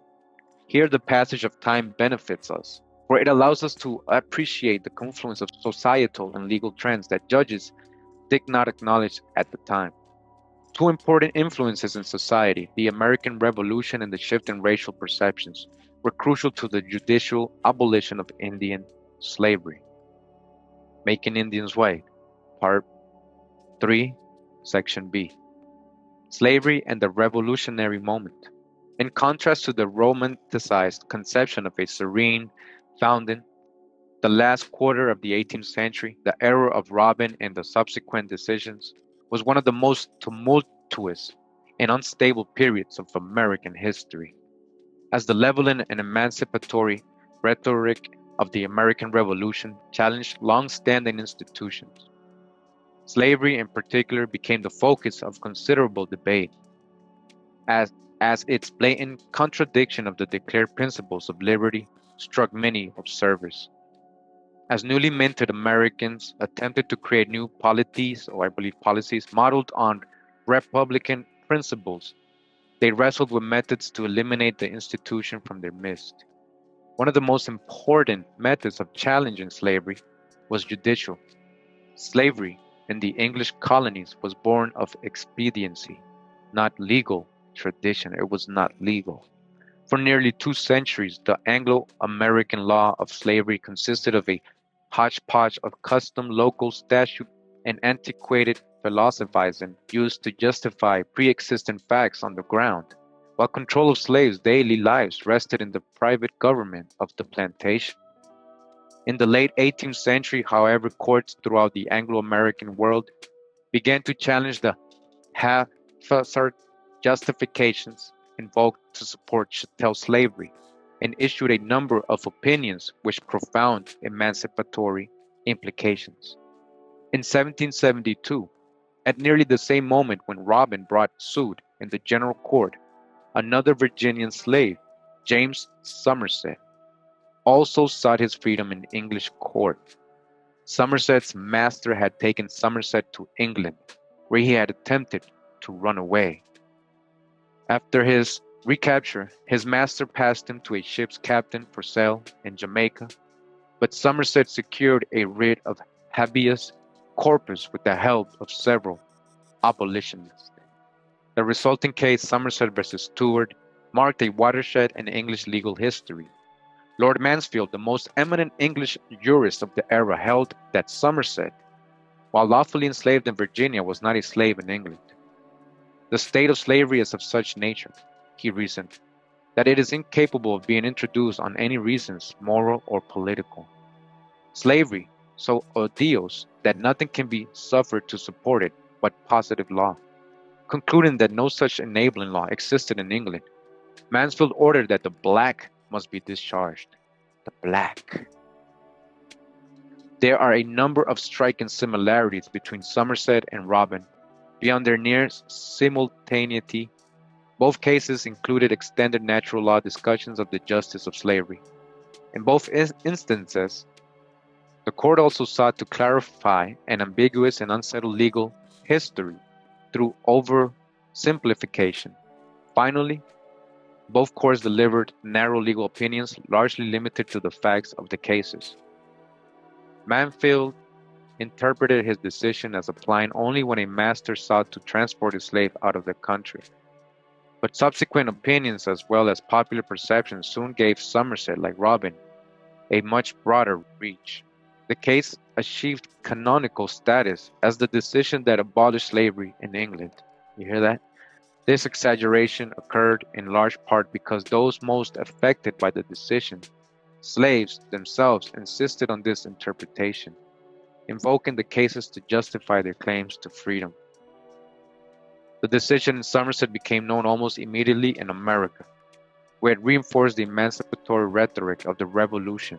So you hear this again, 1772, right? Before the Revolutionary War in America. So this had an influence. This American Indian, Aboriginal, going to England, illegally taken probably and forced to be a slave over there, and he fought for it. He was like, "Nah, man, I'm not a slave." He knew who he was, right? They're telling us here that he was legally bought as a slave. We don't know if he was an Indian, but we do know that Indians were illegally being sold as slaves. So, okay, which one is it, right? This influenced the the rhetoric of the Revolution. You hear that? This is before 1776. So, all right, just like we know Crispus Attucks, first martyr, throughout the colonies, slavery's legal status was under attack. At Harvard's 1773 commencement, students debated whether slavery was illegal because it violated natural law. Somerset and the American Revolution also inspired slaves in Massachusetts to initiate a number of freedom suits that almost always resulted in the plaintiff's liberty. In 1783, a complicated legal battle involving Polk Walker, an enslaved African, confronted the Supreme Judicial Court of Massachusetts. Chief Justice William Cushing charged the jury that whatever usages formerly prevailed or slid in upon us by the example of others on the subject, the advent of the glorious struggle of our rights had enshrined sentiments for favorable to the natural rights of mankind, without regard to complexion, in the Massachusetts Constitution. All right. So we really got to study if this guy was really African, because I come across a lot of this stuff, and when I really go search into the historical accounts of those times, they're not saying anything about person being African. They're just calling him a mulatto or Negro, a person who has a dark complexion. Continuing, it says, Cushing therefore concluded, slavery is in my judgment as effectively abolished as it can be by the granting of rights and privileges wholly incompatible and repugnant to its existence. As in Robin and Somerset, the sweeping rhetoric believed narrow and ambiguous holding, whose emancipatory potential was limited because the unreported case that survived was half forgotten. But while historians debate whether the case abolished slavery as a matter of law, contemporary popular understanding credited it as a mortal wound to slavery in Massachusetts. which became the only state in the 1790 census with no slaves. Massachusetts was not the only state that abolished slavery after the Revolution.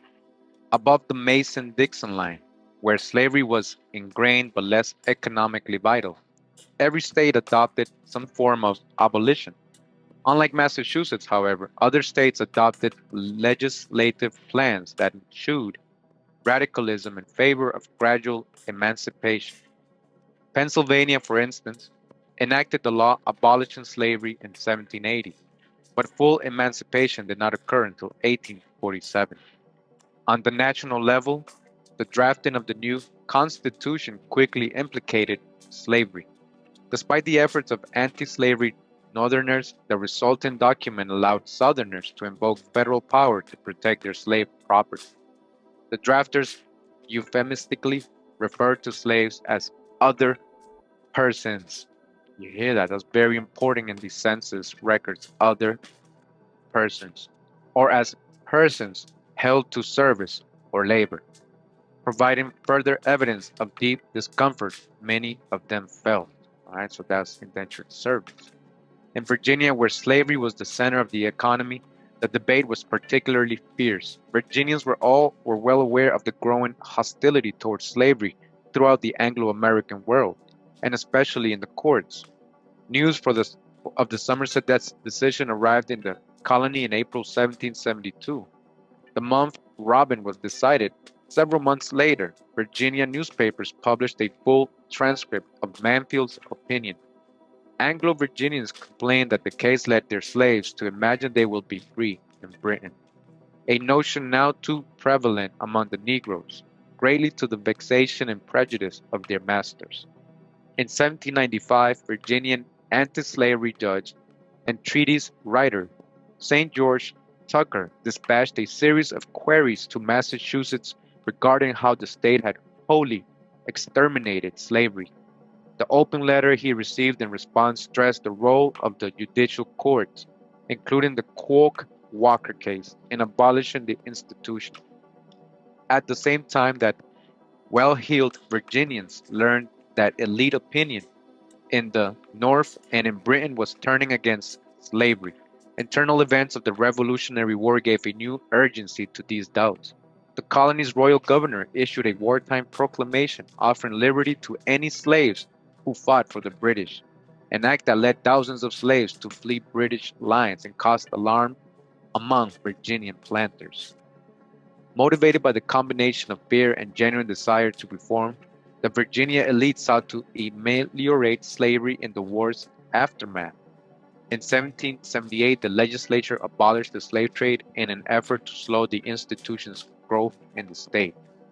It went on one step further in 1782, when it liberalized the restrictive laws on manumission and allowed owners to free slaves without restriction as long as the slaves were of sound mind and of the right age to support themselves.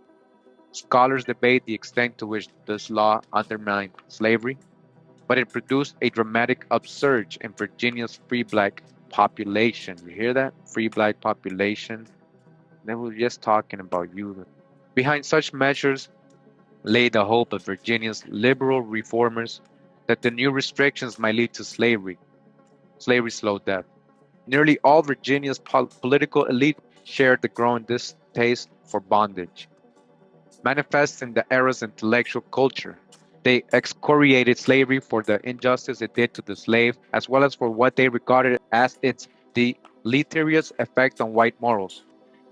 Their racist ideology and disdain for Africans, however, made them deeply anxious about the presence of free blacks and the potential for racial mixing.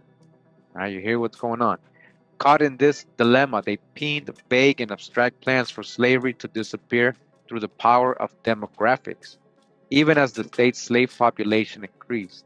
On a more concrete level, though, they maintained the racial boundaries that kept most blacks enslaved and the few free blacks marginalized and heavily regulated. In 1806, for instance, the legislature added a proviso to the liberal provisions for manumission enacted in 1782. Freed slaves now had to leave the state within 12 months. or their masters would have to pay a fine. All right, so they didn't want all these free so-called Indians, so-called Negroes around them. They didn't want, in case of any, uprising or whatever, right? You decide to take your land back, right? They didn't want you to go that far, so they would make you leave. They would make your ancestors leave after they were freed, supposedly free, right? A lot of them were never supposed to be slaves. Freedom was desirable only as long as the Virginians did not have to live with their former slaves. This ambivalent commitment to freedom did little to undermine slavery in Virginia. Rather than dying a slow death, the institution remained crucial to the state's economy and society.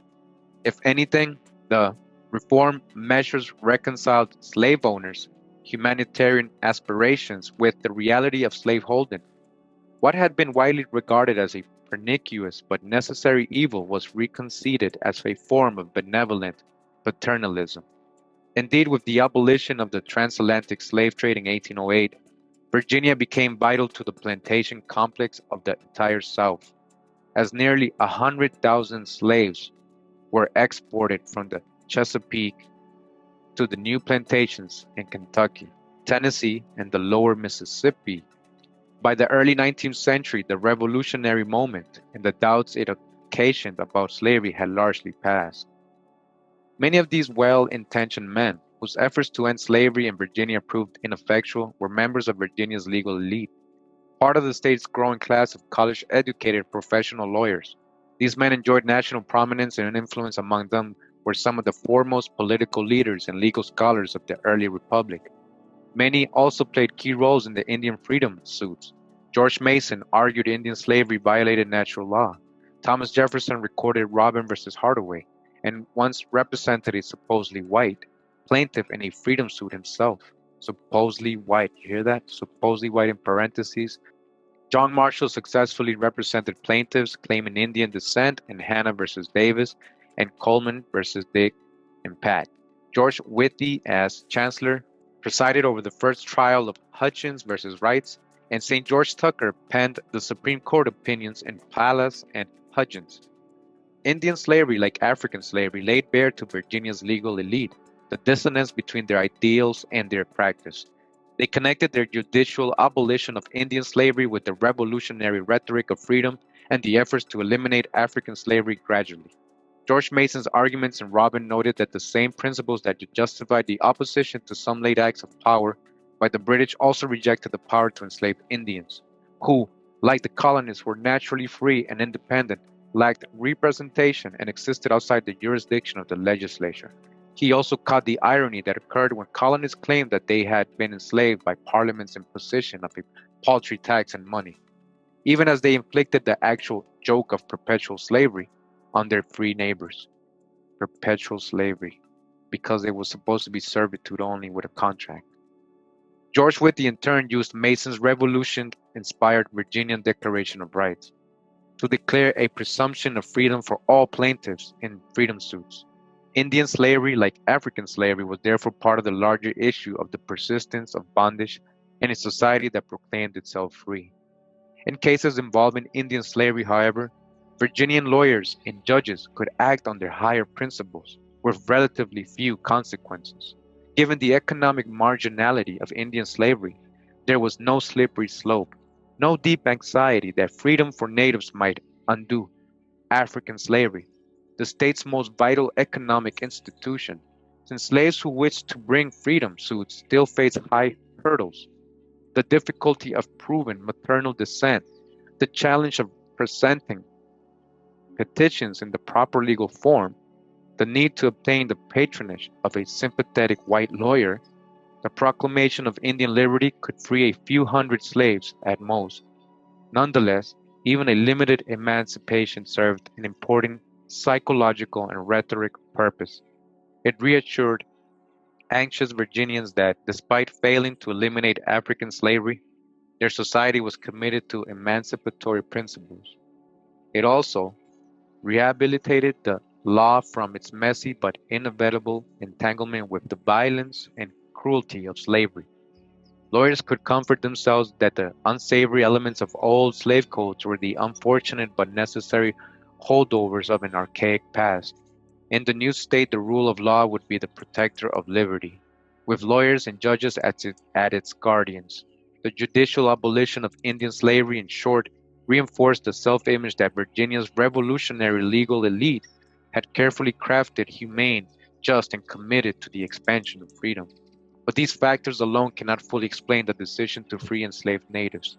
Virginia's legal elite had similar good intentions to end African slavery, but even measures that indirectly eroded the radical divisions in Virginia society, freeing the restrictions on manumission, for instance, were met with hostility and quickly curtailed.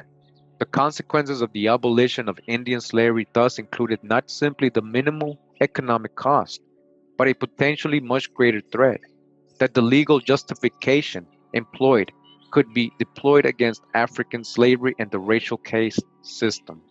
This prospect haunted the opponents of Indian emancipation, as Bland's rebuttal to Mason's natural law claims and the Hudgens Court rejection of Whitty's broad principles of freedom suggest. The reformers' success in enacting the liberal principles of the Revolution therefore hinged on the distinction between Indian and African slavery. The statutory history with its specific references to Indians provided some restraint, but the 17th century legislation on Africans was similarly confused. It might yield dangerous results if scrutinized too closely. You hear what she's saying? Because if you really investigate, dangerous results will happen. The shift in Virginians' racial attitudes toward Africans and Indians provided an essential social backstop for the abolition of Indian slavery by the courts, by demonstrating that Indians, unlike Africans, were entitled to some of the privileges whites enjoyed. The liberal policies toward Indian slavery could be made safe. Anglo-Virginians had long used race instrumentally to stigmatize enslaved Africans and Indians. In the late 18th century, though, the racial ideology hardened.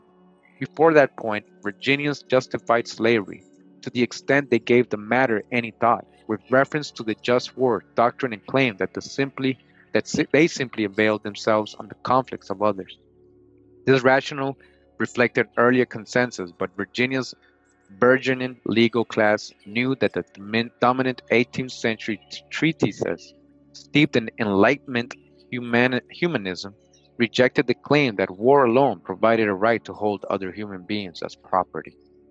Instead, Virginians turned increasingly to biological racism, based on an emergent science of race that stressed innate physical differences between races. An emergent science. So he's talking about all these things happening at the same time, like Darwinism and all that. There's an emergent science, right? That started classifying people based on color instead of based on nations or tribes. All right.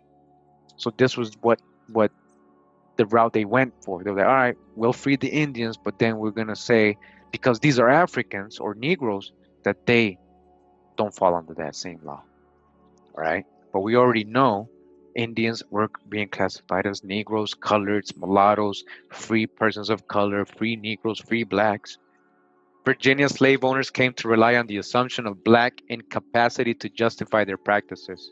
Race alone provided sufficient reason for white freedom and black bondage. Black. You keep calling yourself black. That's how they play with you. That's how they enslave you. This racial justification for slavery required coherent and easily classifiable categories. Black and white had to map onto slave and free. You hear that? Again, this racial justification for slavery required coherent and easily classifiable categories.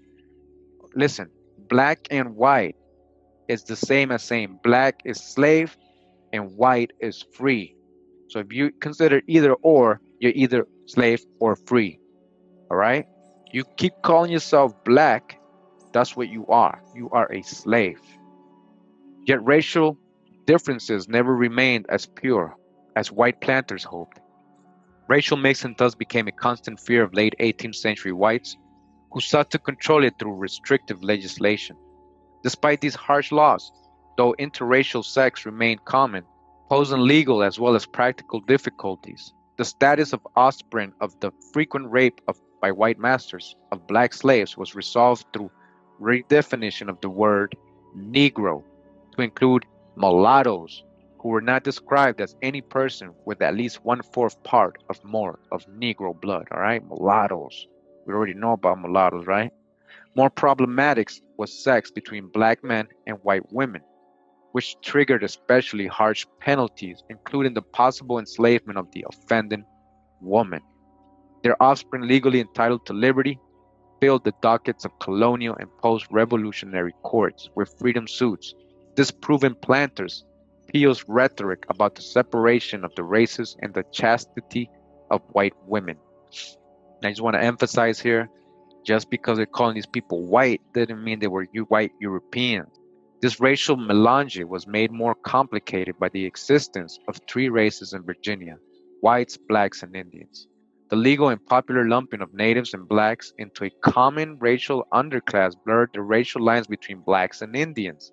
As both runaway ads and the freedom suits proved, many slaves had some Indian blood, but he's going to let us know, she's going to let us know, right?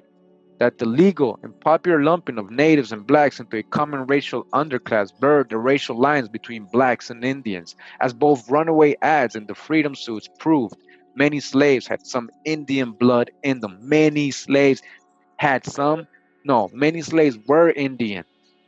Were you? Moreover, slaves often ran away to the few remaining Indian reservations where they intermingled with the inhabitants. They went to their people. You went to your people. These mixed categories challenge the ideology of coherent racial boundaries that imagine the division between free and slave as well defined and easily ascertainable. The intellectual response to such ambiguities was to revise earlier tendencies to lump non-whites together and instead exaggerate the essential divisions between races. All right, lump non-whites together. The emergent doctrine of scientific racism provided a convenient rationale here as well, since it posited that Indians constituted a distinct and more advanced race than Africans. You hear that? Why they call you African? For Virginians, this re-evaluation of Indians' relative advancement was possible only because of the demographic transformation that occurred over the course of the 18th century. Indians who had been so prominent in the 17th century largely vanished from eastern Virginia. Again, Indians who had been so prominent in the 17th century largely vanished from eastern Virginia. They died from disease or warfare, blended into the black slave underclass. Blended? No, it's always been you. You've been there. You did not die from disease. Yeah, a lot of you died, but you still here. You were never gone. They sent a lot of you away to other states, but a lot of you stayed there or fled westward under the pressure from expanded settlement. Only a handful of Indians remained on state created reservations. So only a handful actually were allowed to be classified or were able to stay or claim their identity, where their supposed abandonment of their traditional culture and intermarriage with non-whites compromised their identity in Anglo-Virginian eyes. This shift meant that to whites, most Indians now lived beyond the frontier, their affairs of diplomatic issue that did not affect day-to-day life in the colony. Now that they no longer threatened the colony, natives rose in the estimation of Anglo-Virginian intellectuals. The elite resurrected the myth of the noble savage, predicated on a Roman reconceptualization of essential native characteristics. Indians' purported deficiencies, their unwillingness to assimilate, and their apparent and mythical choice of extermination over slavery were reconfigured as a demonstration of their commitment to liberty. One elite Virginian even went so far as to lament the rarity of white Indian intermarriage, a striking contrast to the society's haunting fears of white-black mixing. White Virginians' positive reevaluation of natives depended on the individual's comparison to the Africans. The contrast between the two races received the strongest articulation in Jefferson's Notes on the State of Virginia, written at the end of the 18th century. Jefferson praised the eloquent fecundity and courage of the Indians, while explaining away their supposed shortcomings by observing the similar primitiveness of European culture in ancient times. By contrast, blacks' physical distinctions from whites were fixed in nature and proved a difference of race.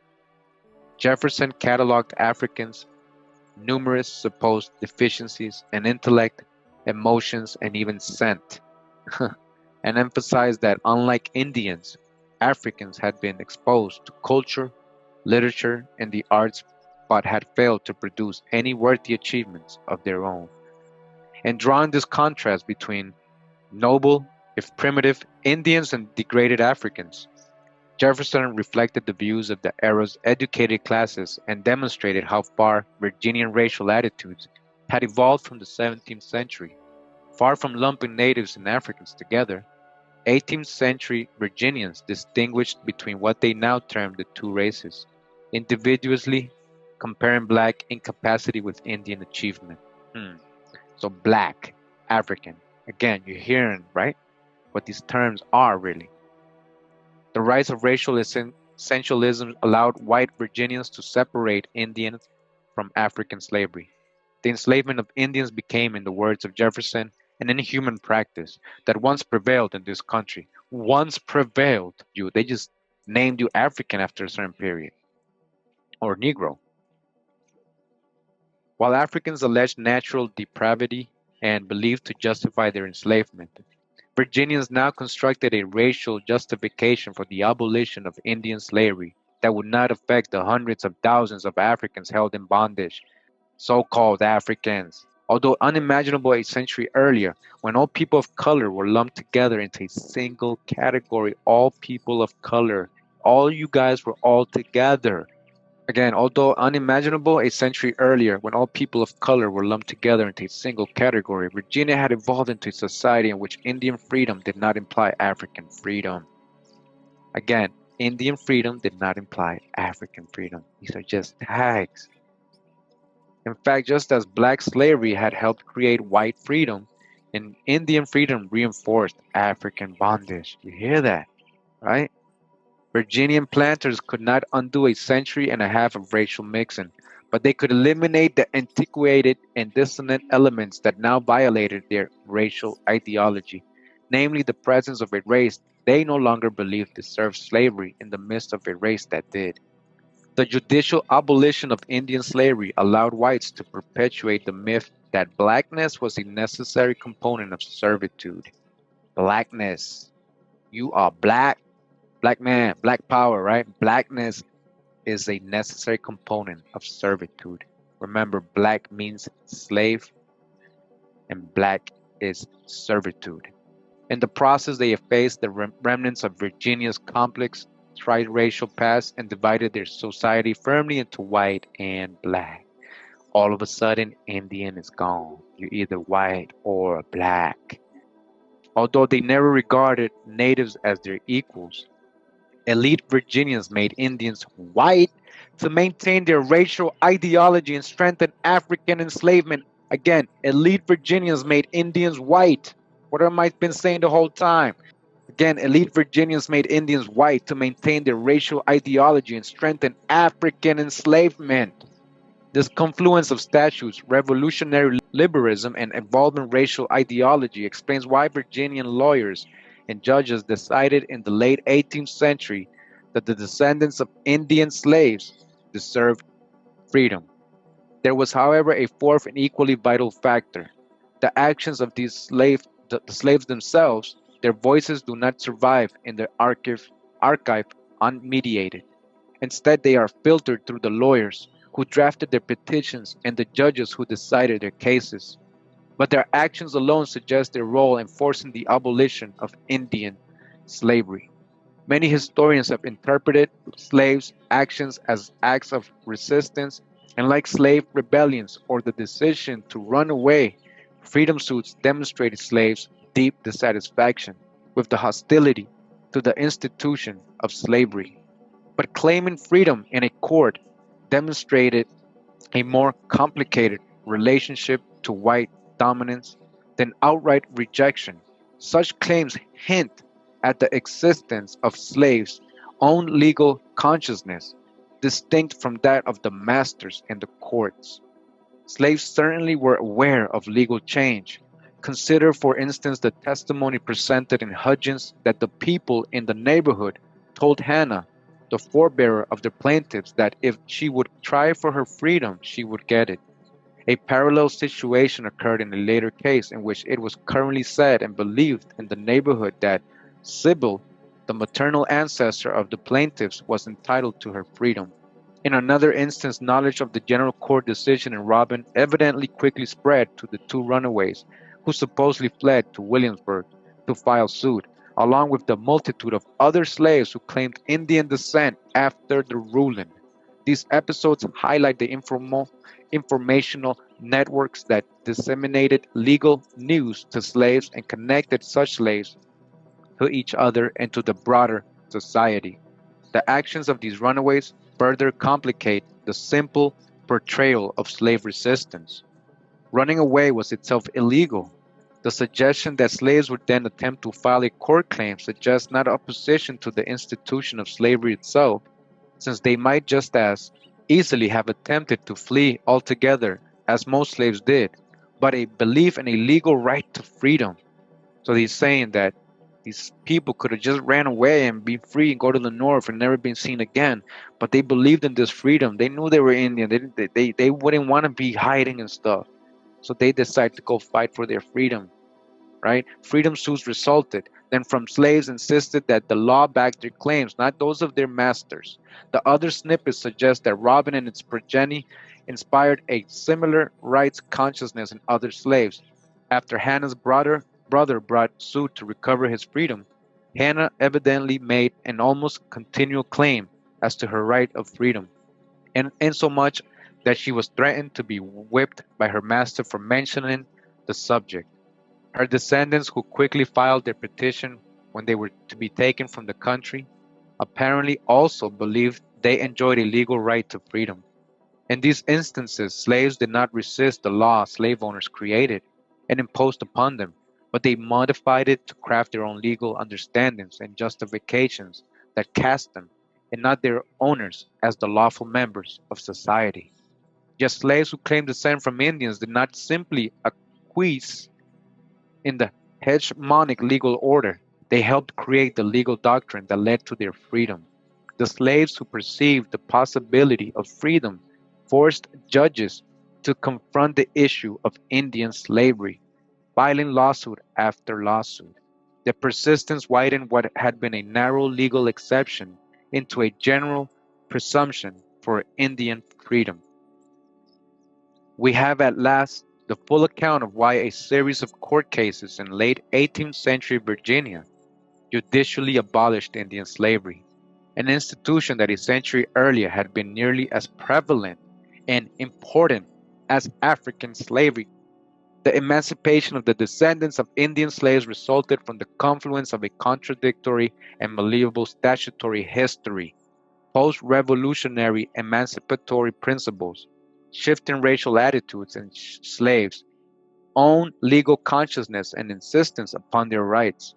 The effect of this transformation extended beyond the immediate consequence of freedom for the plaintiffs and their descendants. The Virginian cases helped reconfigure the racial order and raised issues that continue to resound in debates over race and identity today. Again, this goes and continues until today. Debates over race and identity today. What's going on right now? Why are you here watching this video? Making Indians White, the Judicial Abolition of Native Slavery in Revolutionary Virginia and its Racial Legacy. This is part 4 of this article, White and Black Indians and the Erasure of the Triracial Past, Part A, Outward from Virginia. The effects of Virginia's debate over the legality of Indian slavery soon spread beyond the state's borders. This expansion was in part a direct effect.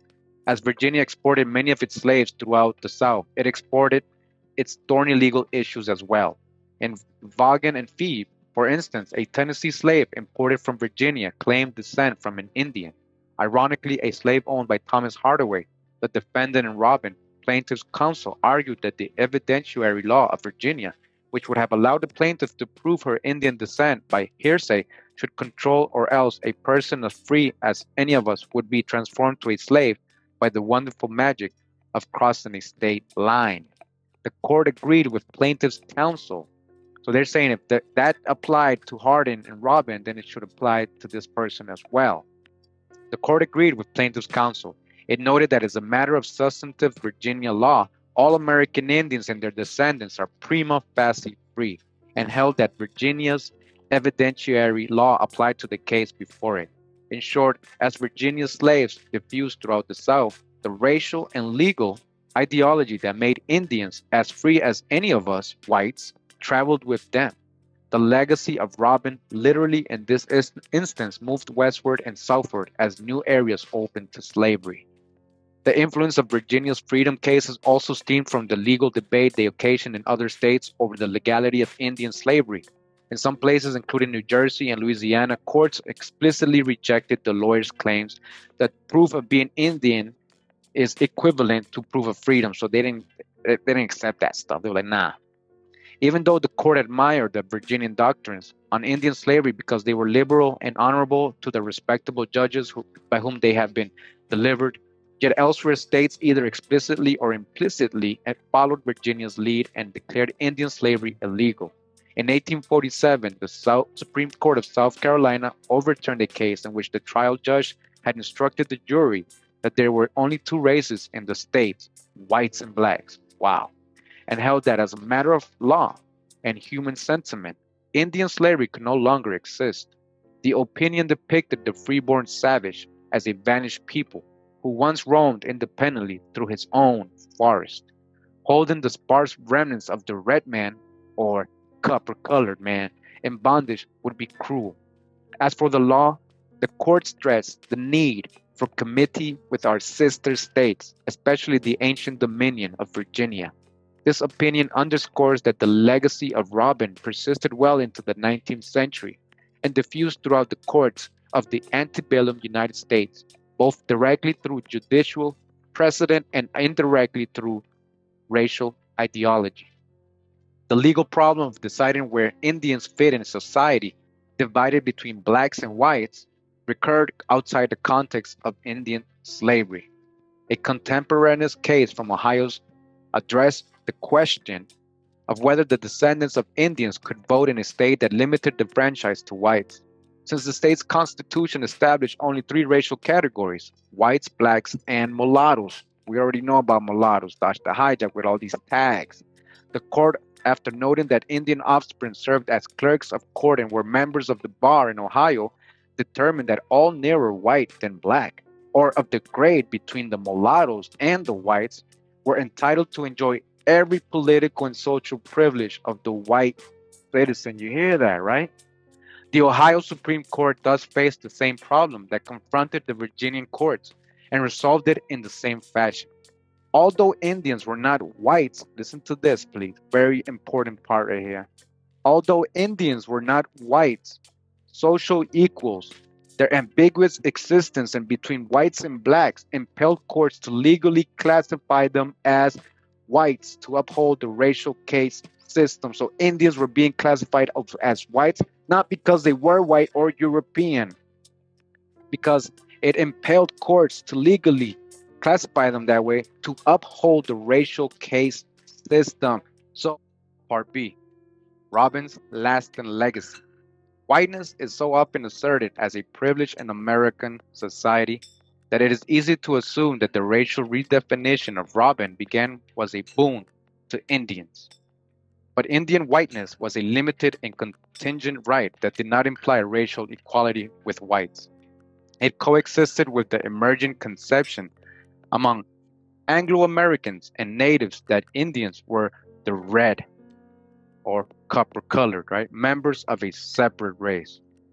It also did not prevent centuries of race-based hostility that marginalized Indians as inferior. Indian whiteness, in parentheses, right, was defined primarily as a negative. Indians were not black. Even this limited grant of whiteness had pernicious long-term consequences for Indians. Although the ideology of Robin granted freedom to slaves who could prove native ancestry, it also suggested that Indians, unlike blacks, were close enough to whites, assimilable. Anglo-Americans enacted this dogma by attempting to erase a distinct Indian identity. The primary agent in this policy was the federal government, which sought for most of American history to force Indians to conform to the conventions of white culture. The results for tribes were disastrous, eroding sovereignty and cultural identity. In the late 18th and early 19th centuries, this attempt consisted largely of the civilization policy, a concerted effort to turn tribes away from their traditional economies and convert them into sedentary farmers. The 1887 Dawes Act forcibly imposed this goal on Indians living on reservations. We got a little bit of the Dawes Act, right, before, by parceling communal tribal land into individual farming plots and selling off the excess with the aim of undermining tribal identity. This policy was reinforced by the common practice of forcing Indian children into boarding schools to kill the Indian. You hear this, right? Forcing Indian children into boarding schools to kill the Indian and save the man, they said.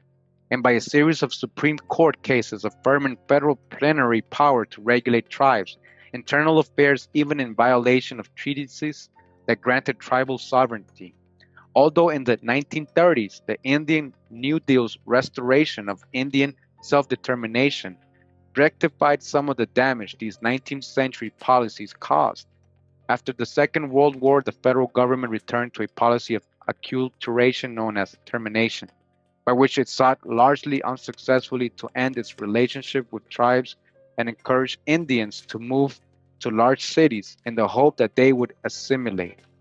Courts have recognized Indian rights to self-government and cultural autonomy only since the 1970s. You hear that?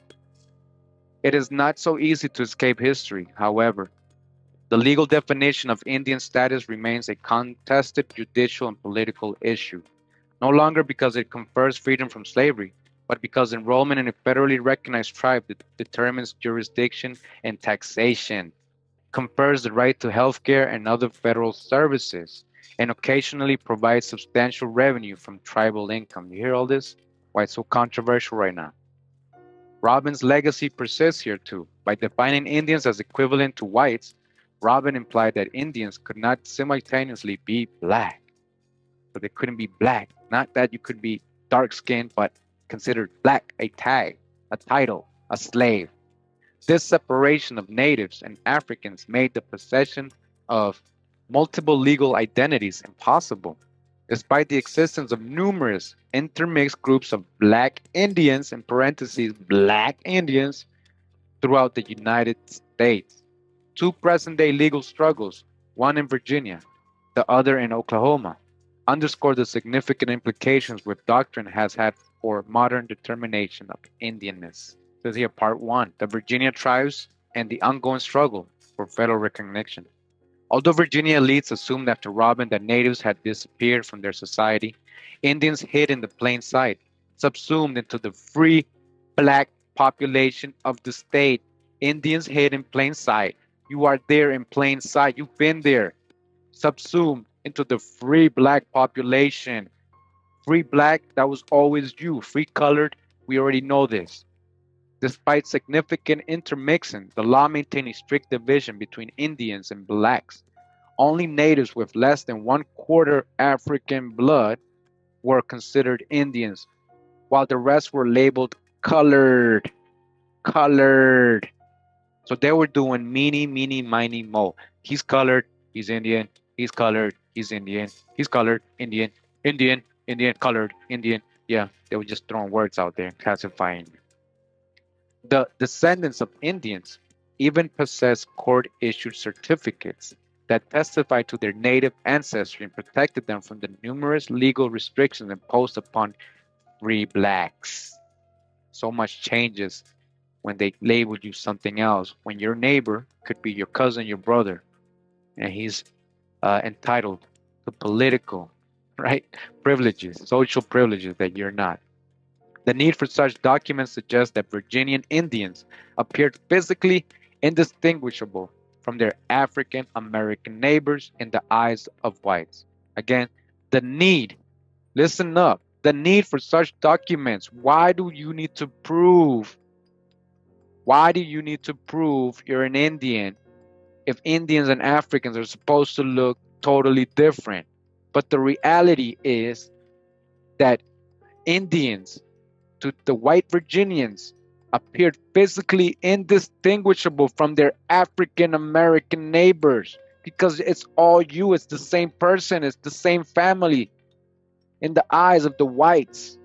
In the 1920s, eugenicists even concluded that the remnants of the Virginian tribes could not possibly be true Indians since they looked black. And who's the dude who started eugenics, the eugenics movement? I believe it was Charles Darwin's brother. You don't look black. You can't look black. They're saying that you were dark skinned. They're saying that you look like a Negro.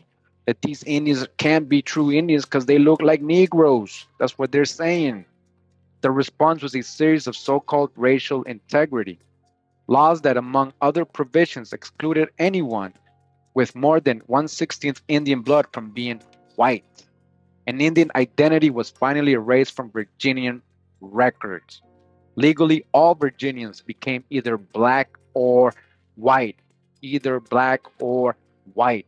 Virginia had at last completed the long process of Robin began of dismantling Indians' ambiguous racial status. It had obliterated the state's triracial past from its laws. Although repealed, the Racial Integrity Act continued to have pernicious consequences for Virginia's Indians in the present. To achieve federal recognition, tribes must meet 7 separate criteria, the first of which is proof of continuous existence since 1900. With all mention of them absent from the state records after 1924, Virginia's tribes could not achieve recognition through the standard method of petitioning the Office of Acknowledgement within the Bureau of Indian Affairs. You hear this? What's going on? The games they play? The sole alternative is federal legislation, which offers its own challenges. Congress is often reluctant to interfere in a matter it believes best left out to the BIA. And the process of recognition often devolves into politicized struggles over Indian, gaming, and land rights. 6 Virginian tribes have sought federal recognition through congressional legislation since 2000, but they have only recently made progress after they accepted provisions barring casinos. Still, recognition is not assured. A bill to grant federal recognition to the 6 tribes passed the House in both the 110th and 111th congressional sessions. The Senate Indian Affairs Committee approved a Senate version of the House bill in the first session, but the version failed to pass before the recent adjournment. Given the support of Virginia's congressional delegation, it seems likely that the Virginia tribes will at last achieve federal recognition, albeit only after great difficulty. Their situation, however, is not unique. Other tribes have faced similar hurdles to recognition because the states classified them as white or black. So even when you were given the privilege of political and social privileges because you were white, it's messing you up now because now you're not even Indian because you were classified as black or white rather than Indians. The Lumbee of North Carolina have petitioned repeatedly but unsuccessfully for federal recognition since 1870. The Shinnecock on Long Island, Shinnecock, right? We got this on part 1. Who's from the Shinnecock tribe? Oh, dirty bastard, right? On Long Island, finally received federal recognition in 2010 after a long wait, in part because they appear African American to outsiders. Because they appear what? So what does that mean? When you say somebody appears, they look Negro. That's what they're saying. They are Negroes. They've been here. American Indians. In its insistence that Indians and blacks are separate peoples and its assurance of the triracial past, the doctrine of Robin continues to undermine tribes' ability to achieve federal recognition. Making Indians white. Part 4, Section 2. The Oklahoma tribes and the legal battles over tribal membership. Tribes have also wrestled with historical legacy of Indian whiteness and controversies over membership. Federally recognized tribes have the power to establish their own criteria for tribal membership.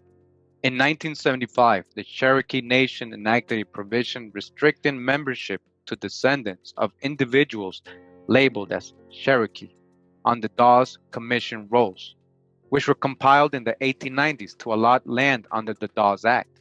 While such descent provisions are common among Indian tribes, in the Cherokee instance, this restriction had significant racial consequences. When federal officials compiled the Dawes Roll, they subscribed to the notion that Indians could not be black and vice versa. You hear this? So when they did this Dawes Roll, they already came in with a hijacked mind, a presumption that Indians could not be black or people of dark skin, not black, right? And vice versa.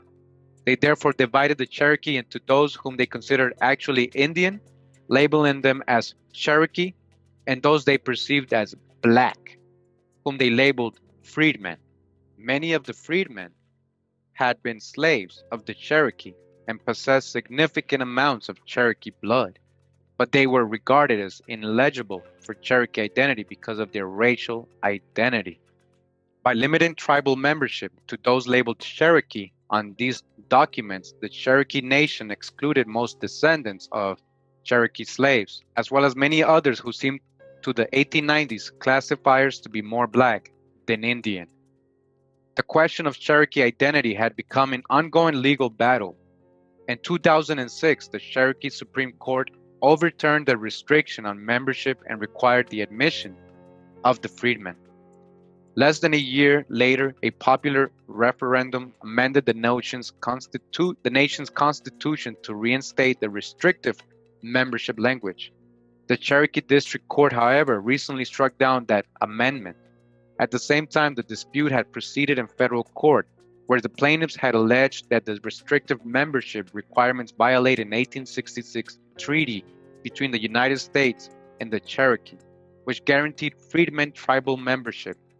The latest ruling by D.C. Circuit in 2008 addressed questions of tribal sovereignty and allowed the suit to continue, but the final outcome remains uncertain.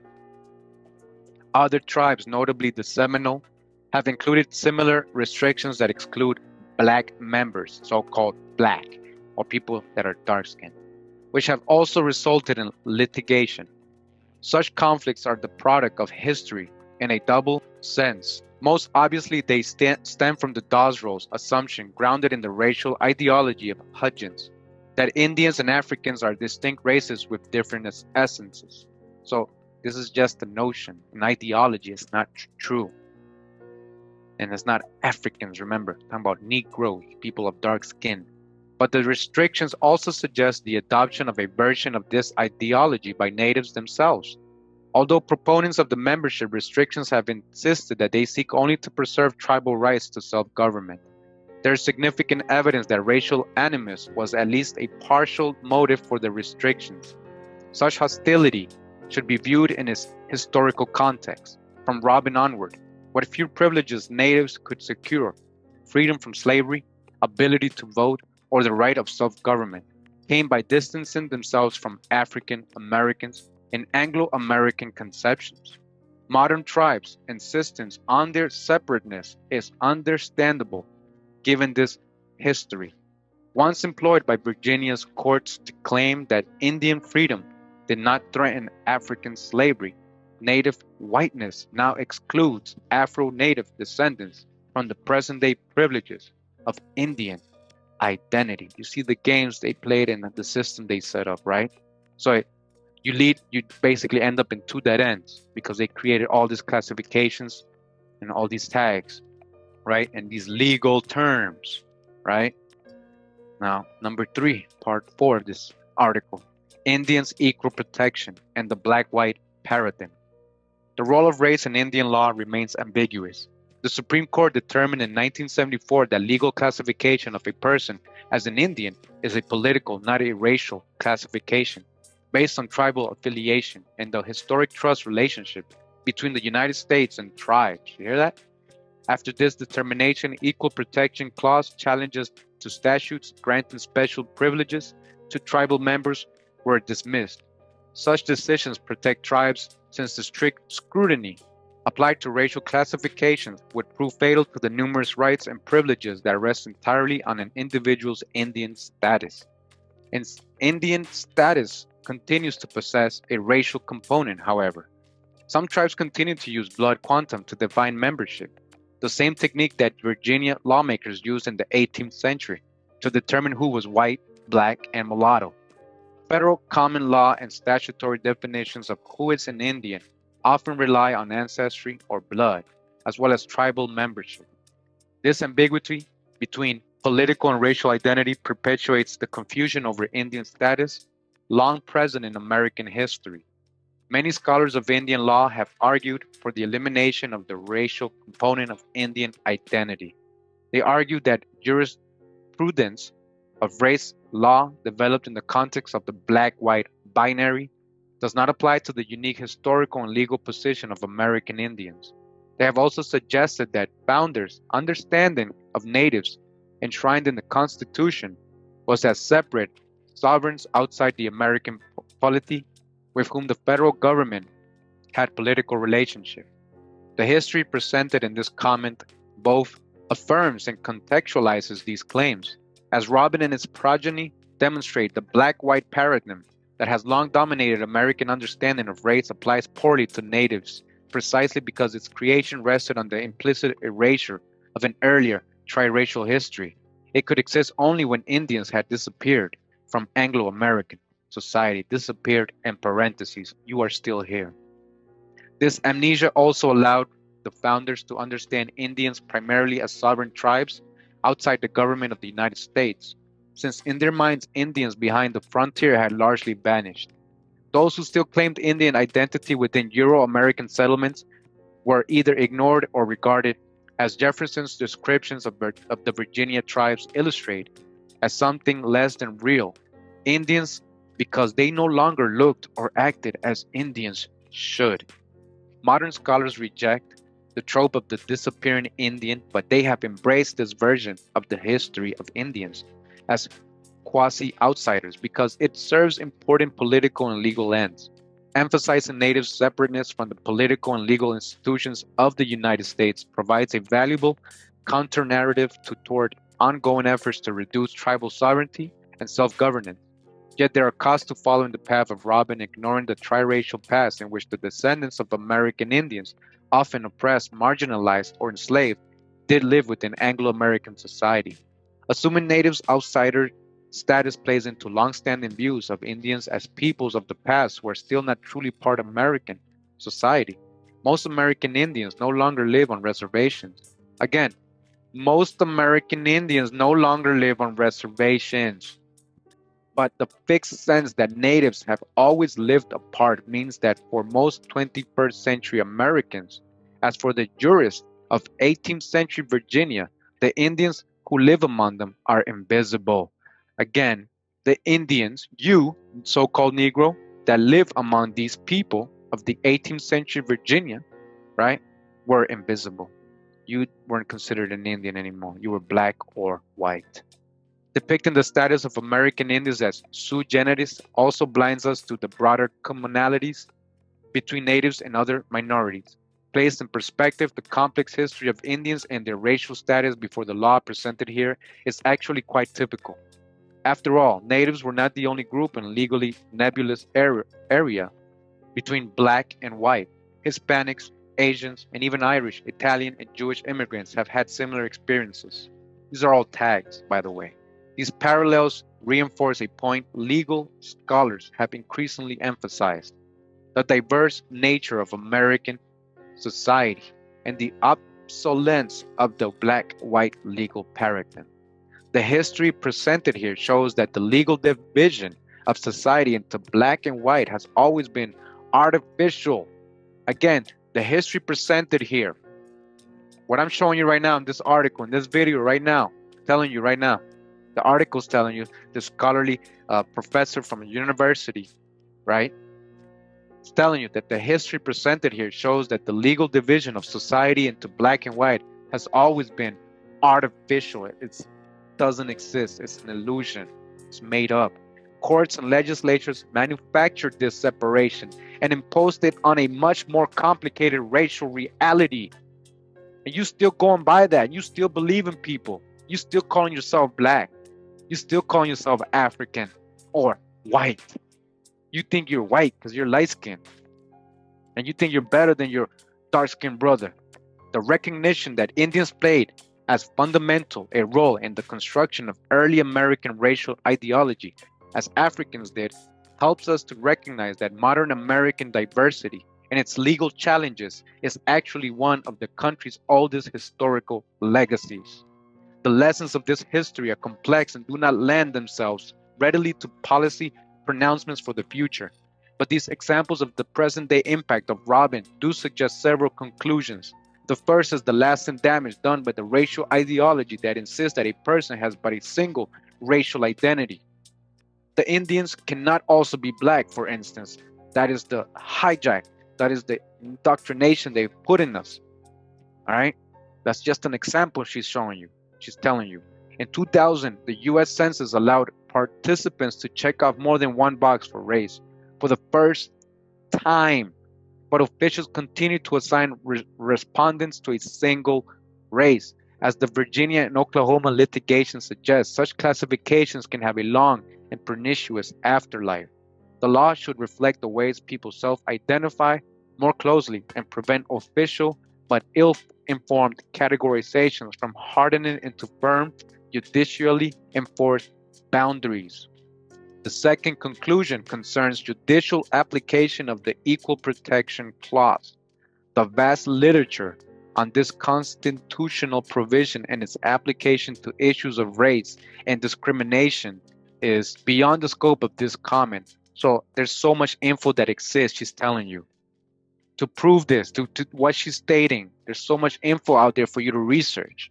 But it is worth considering one implication of the long history presented here.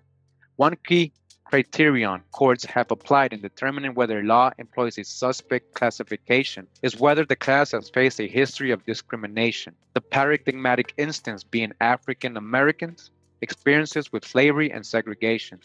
This perspective suggests that the more easily a group's past can be analogized to that of blacks, the more deserving that group is of protection. But the experience of Indians suggests that being declared white and being subjected to forced assimilation could constitute just as profound an experience of this discrimination. So, you see, I just wanted to show you this article because you were not only being labeled black, but also white. And that didn't help you out either. Many minorities in American history, most notably, given recent legal struggles, gay men and women, dodge the hijack here, have faced profound persecution that pressured them not to separate from mainstream society, but to conform to it.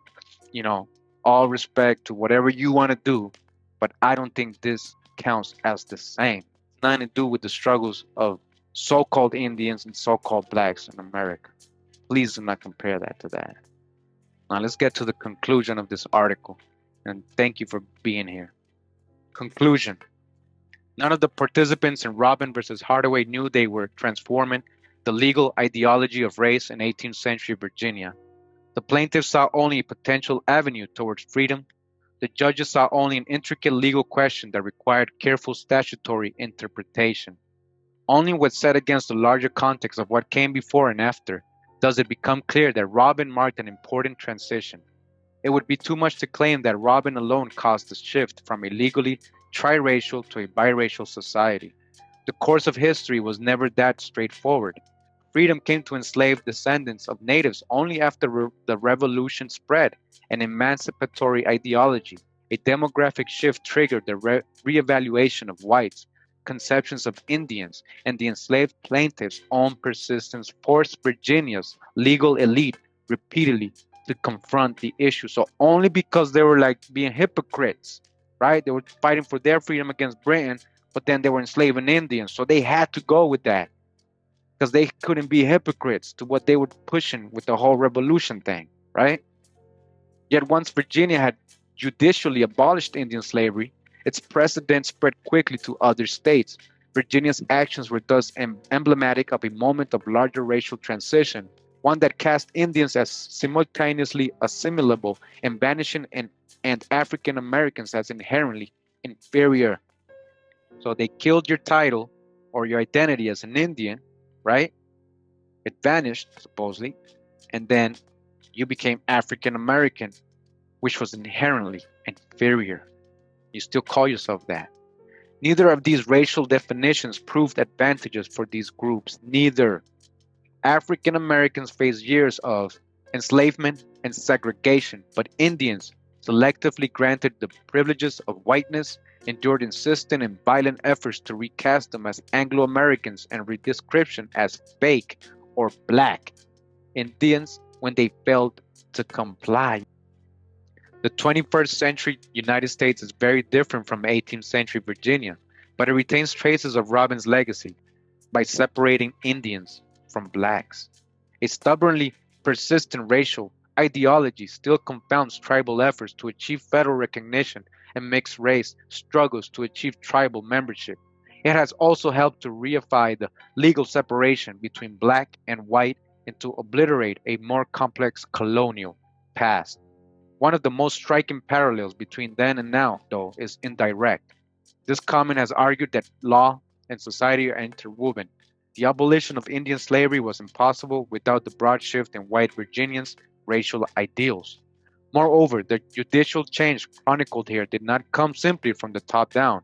Virginia's highest judges decided that the law should change, but it was the slave who forced the judges' hand by insisting upon their legal rights and continually bringing freedom suits before the courts. It's because you fought for yourself. Are you still doing that right now? In this historical case, at least it was the lowliest members of society who helped create and define judicial doctrine. 21st century Americans are participating in similar moment of racial reconfiguration. Again, right now, 21st century Americans, you so-called Negro, you're participating in a similar moment of racial reconfiguration because they've been calling you black, Negro, colored, African all these years. For the past 60 years, society and the courts have sought to undo the prejudices of 3.5 centuries, even as American society has become more diverse than ever.